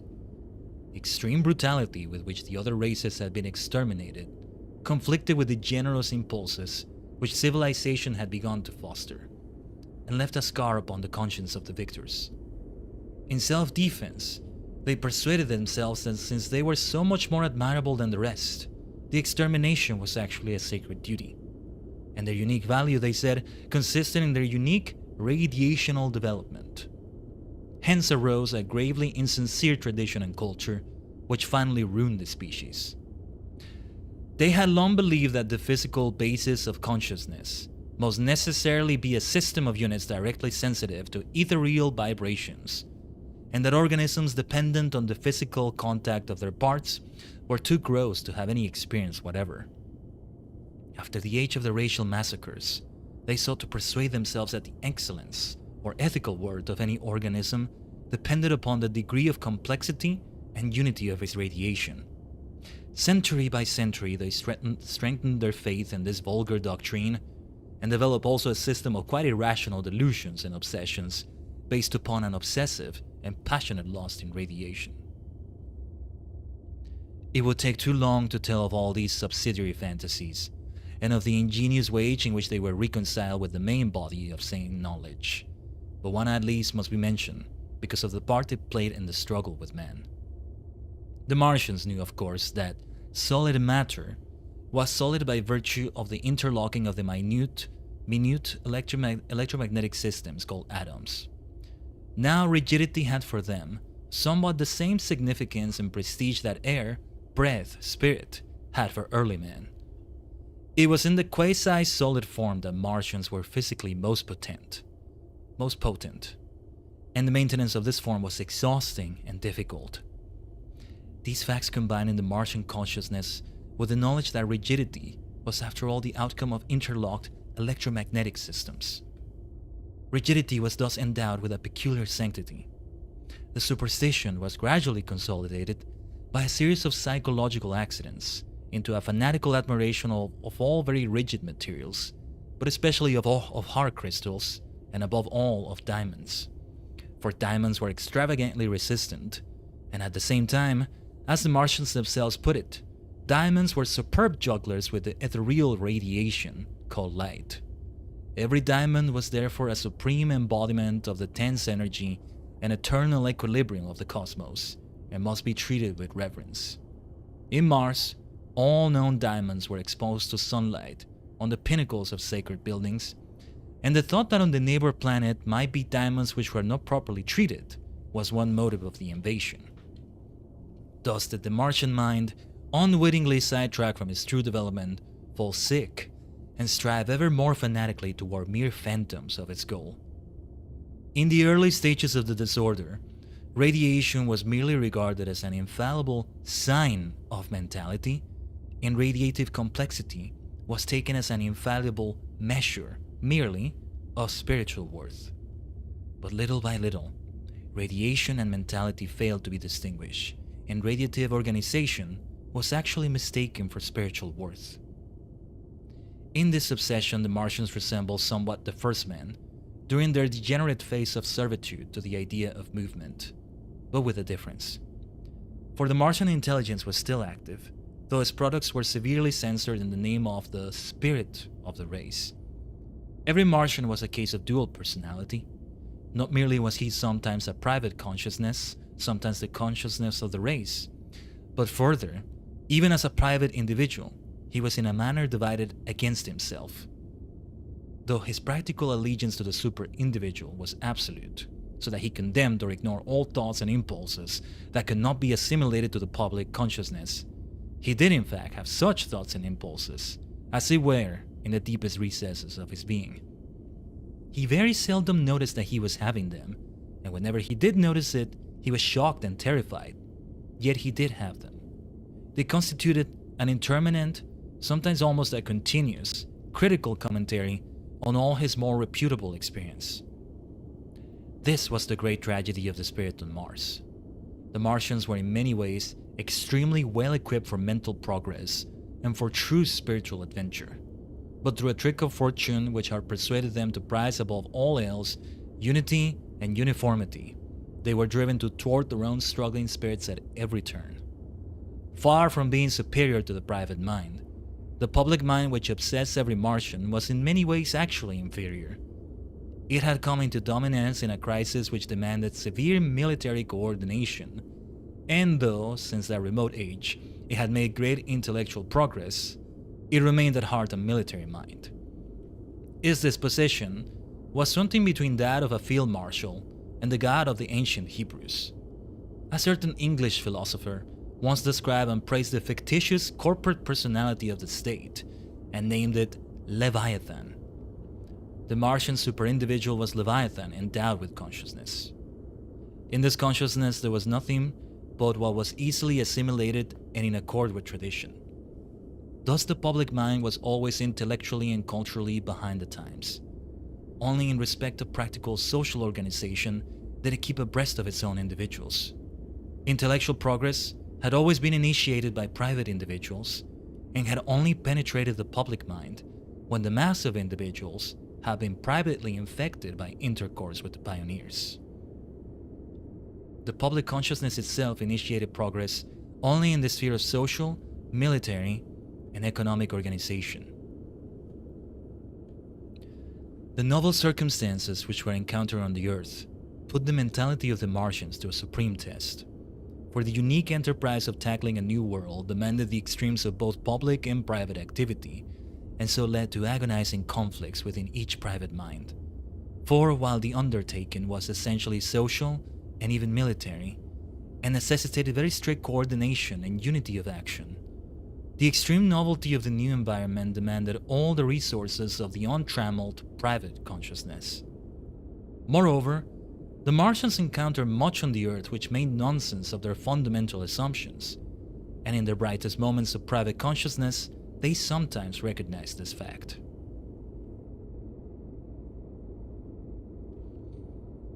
Alright. 5, 6, 7, 8. It is once again 4 chapters. Oh, I am so ready to keep reading through chapter 9, but I think that really should be it for today. There is a lot to say. You may have noticed earlier I highlighted a part of the book. And most times the Martian individual was a cloudlet, such as those which first astonished the second man, but in great public crisis, each cloudlet would suddenly wake up to find himself the mind of the whole race, sensing too many individuals from interpreting his sensation and experience of the whole race. That's the part I highlighted because it really drives the point I make so much about many cosmic minds combined, many minds combined, star clusters, super minds, multi-minds. But the thing about them is that they are not a hive mind. That is inferior. The individuality is still there. And it's because of the individuality, not in spite of it, that you're able to form that unified mind. Thus, yes, there's that thing where it's like it senses as if through many different organs, through each body, right? We'll see more of this in this book, and even more so in things such as Star Maker. Well, not that we're gonna read it after this. It's not in the plans, but my favorite book of all time. One day we should, though. But no, it's just something worth saying because oh my goodness, like it's something Stapledon did so freaking much. Pretty much, I got introduced to that concept through him.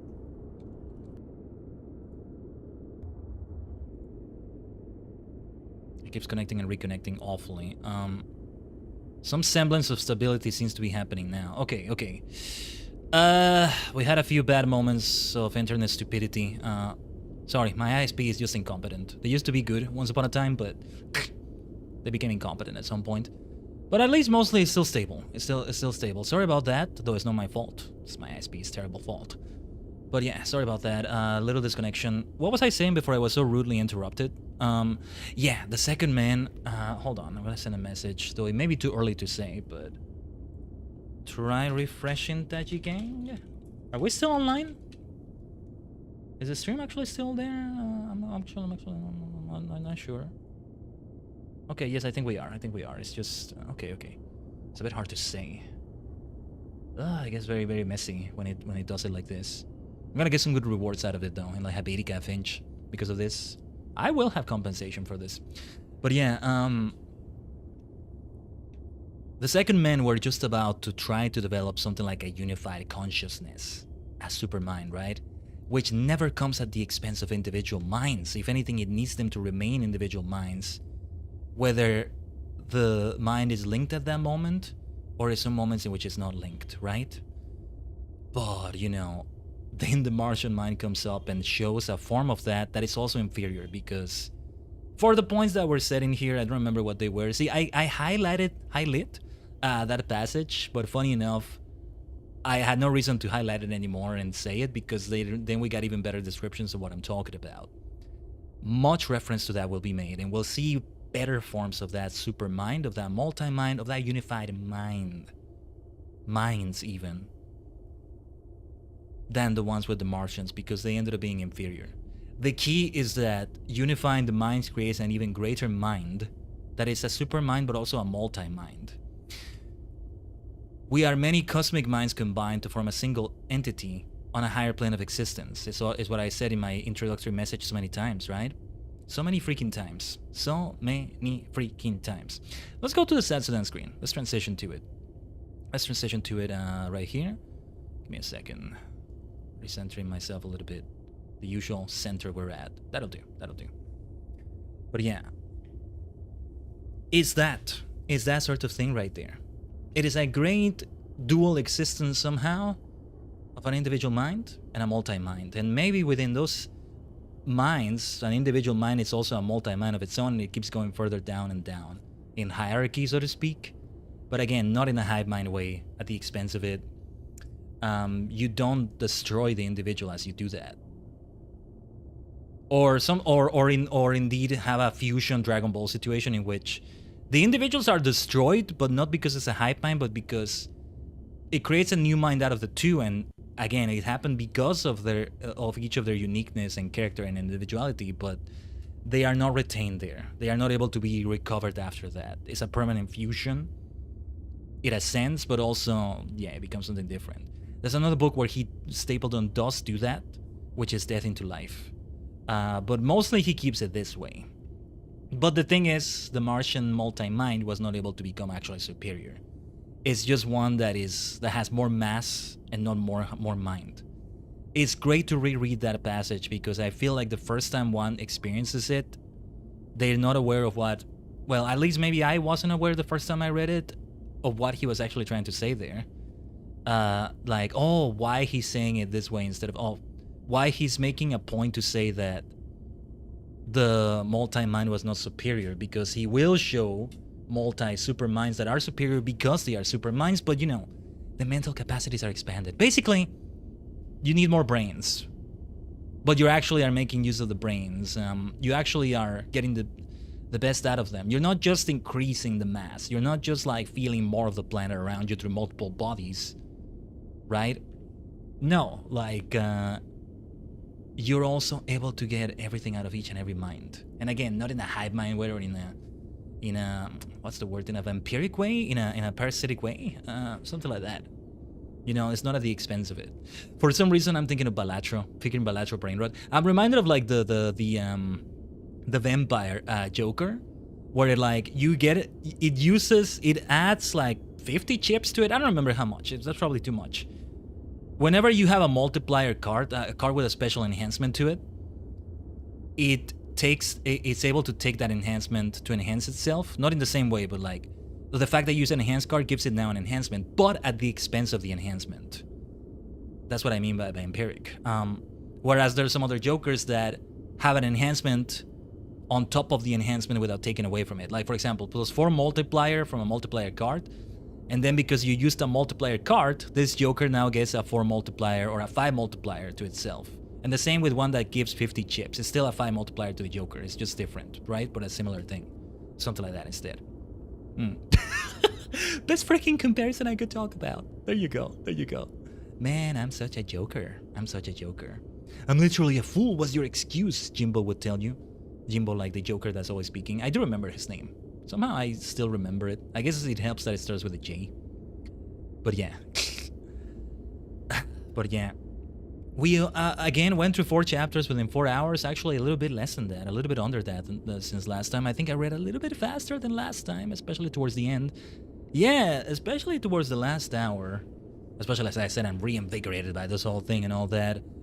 I also read it with a very different way, in a very different way than the earlier reading. As I said, the cadence, the delivery, the voice itself, many things change about it, and the challenge of an audiobook narrator, a reader, is to keep it the same way. Many things they have to bring into the role. Mostly, you know, voice management, like a lot of voice actors, a lot of singers would do. They draw from them, but they also bring many more things into the table, man. So many things. Like, yeah, you need to know acting, but you need to know techniques, vocal techniques, public speaking techniques maybe. But on top of that, many new other things, you know? It's great.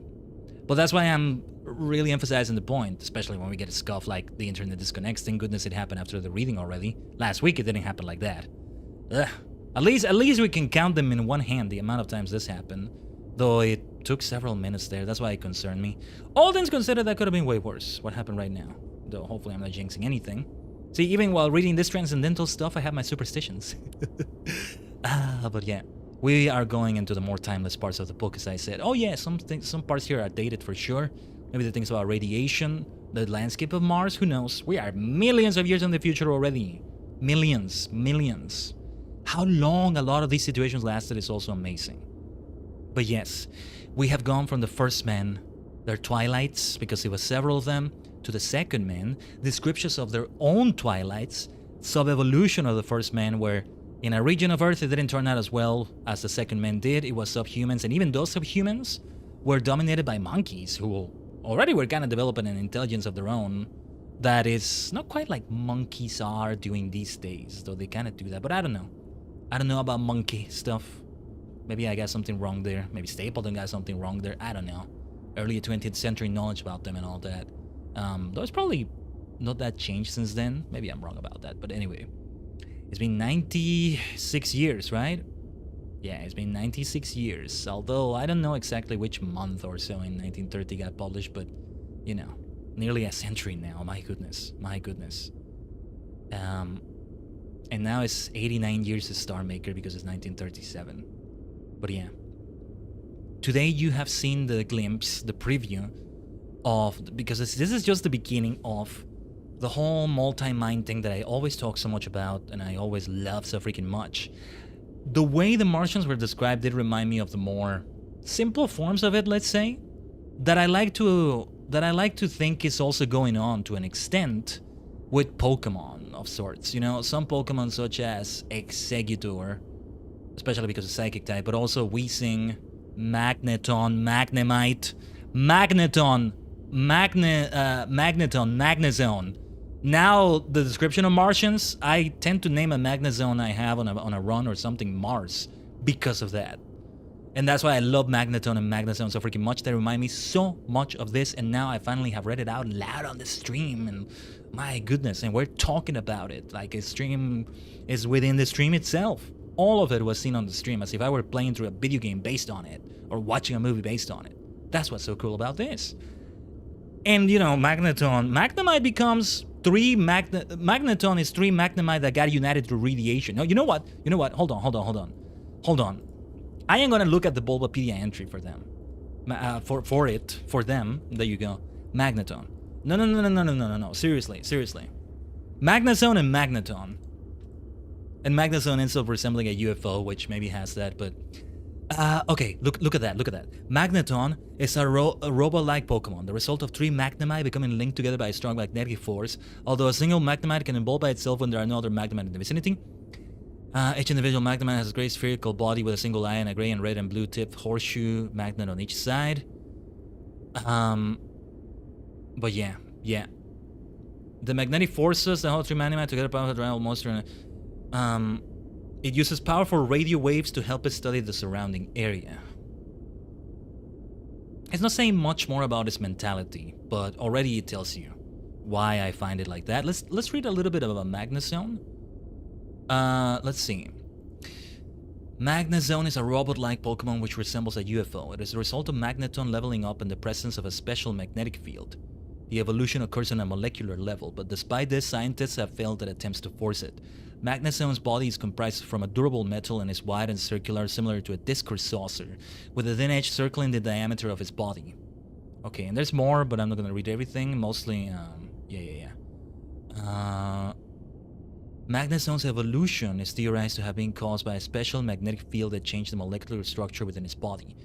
Magnezone is a seemingly mechanical creature, but it has emotions, a way of reproducing, and a need for nourishment. Within its magnets, it has the ability to manipulate gravitational energy and flow through the air at will.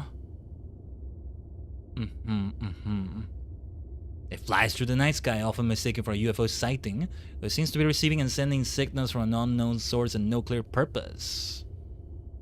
This leads some people to believe that Magnezone came from outer space and is being controlled by unknown beings, so I don't think so.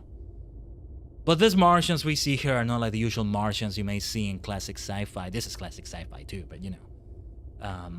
The more stereotypical Martians, I don't know.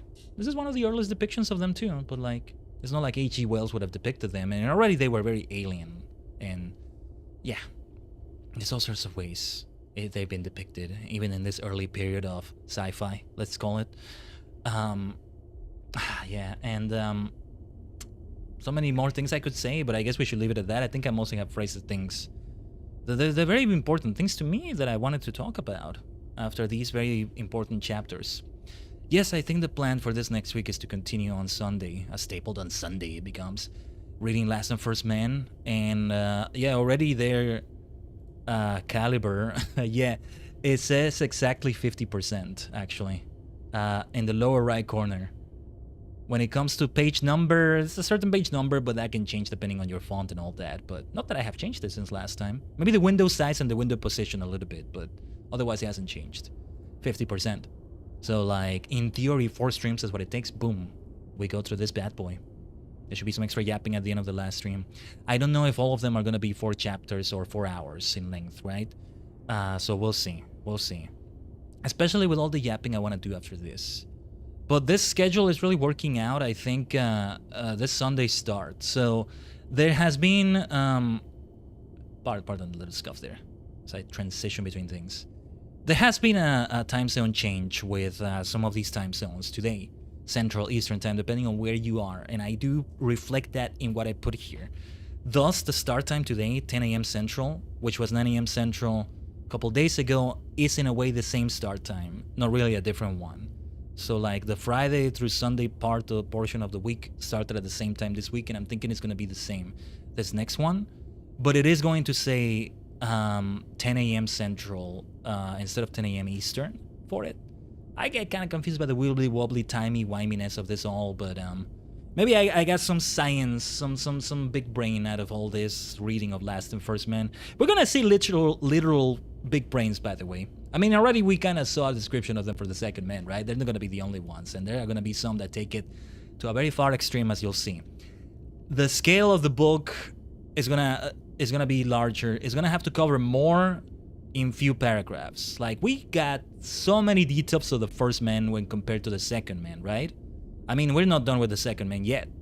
It's already quite implied that they're eventually gonna go extinct and Third Man will come. Already this is becoming clear, I think, but if you don't know, like, the book, the plot of it and all that. But some humanities are gonna have very few descriptions as it goes on, and it keeps skipping forward, skipping ahead, so that in one single stream we may go through half a dozen of them, or 3 of them, or even 2 of them. I guess we went through 2 of them in a way here, but already we saw some of the First Man coverage was last stream, right? But we already have gone into the more timeless part. I think next one might go all the way to the 5th Man or so, depending on how it goes. I don't remember if we go again for 4 chapters.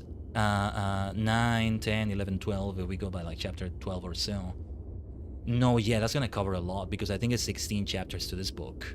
I never actually meant to divide it so neatly per stream, but this works out really well if we can aim for 4 chapters per stream. I always like dividing it neatly like this. That's always what I obsess with when we approach something like the way we're doing FF14 content, like how we did the role quests. Okay, let's complete all the role quests, right? So it works out for this. But yeah, speaking of which, the schedule for this week, stay tuned for it. I'll try not to be too late in posting it as usual.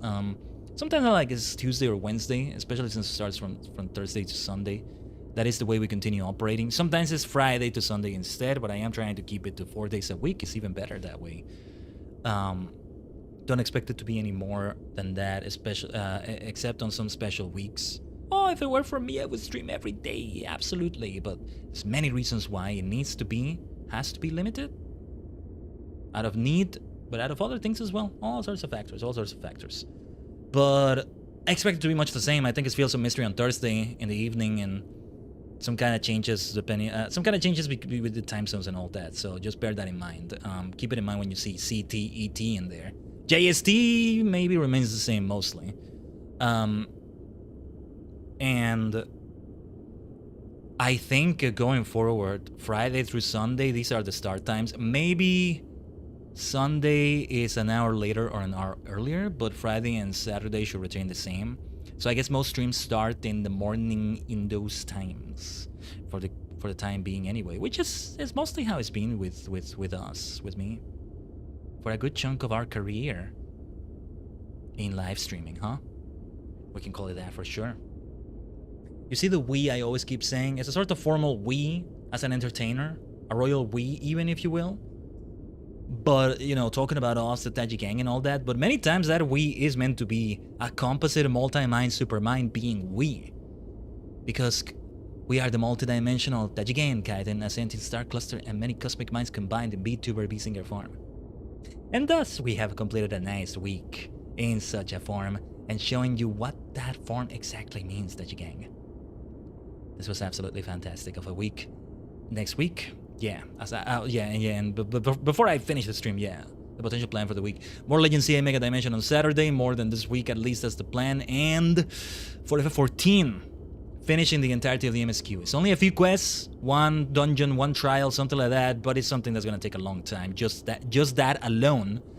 On top of that, I really would like to also do the Master Role Quest, where you see it all come together for those role quests we saw. That imposter, that suspicious character that was with the party. And hopefully also after that, the job quests, because each of them has an individual job quest, at least the 4 I've done there, and I'm curious to see what they are about. Level 80 or so. So yeah, stay tuned for that. Stay tuned for that. We definitely want to take a look at that. But alright, we the cosmic supermind known as Tajigen Khaiden, say farewell to you for this week. Hope to see you for another fantastic week. Keep this mentality with you as we end it right here, alright? Yeah, see, we even just are ending it with the ambience. Usually I would have done the song we have, right? Bam, bam, bam, bam, bam, bam, bam, bam, bam, bam, bam. That's how we did it last time too, but alright, let's end it this way this time. Let's do fantastic things this next week as well in much the same vein, alright? Seems like we have some specific themes for March, some epic climactic themes. Alright. ありがとうみんな。お疲れ様でした。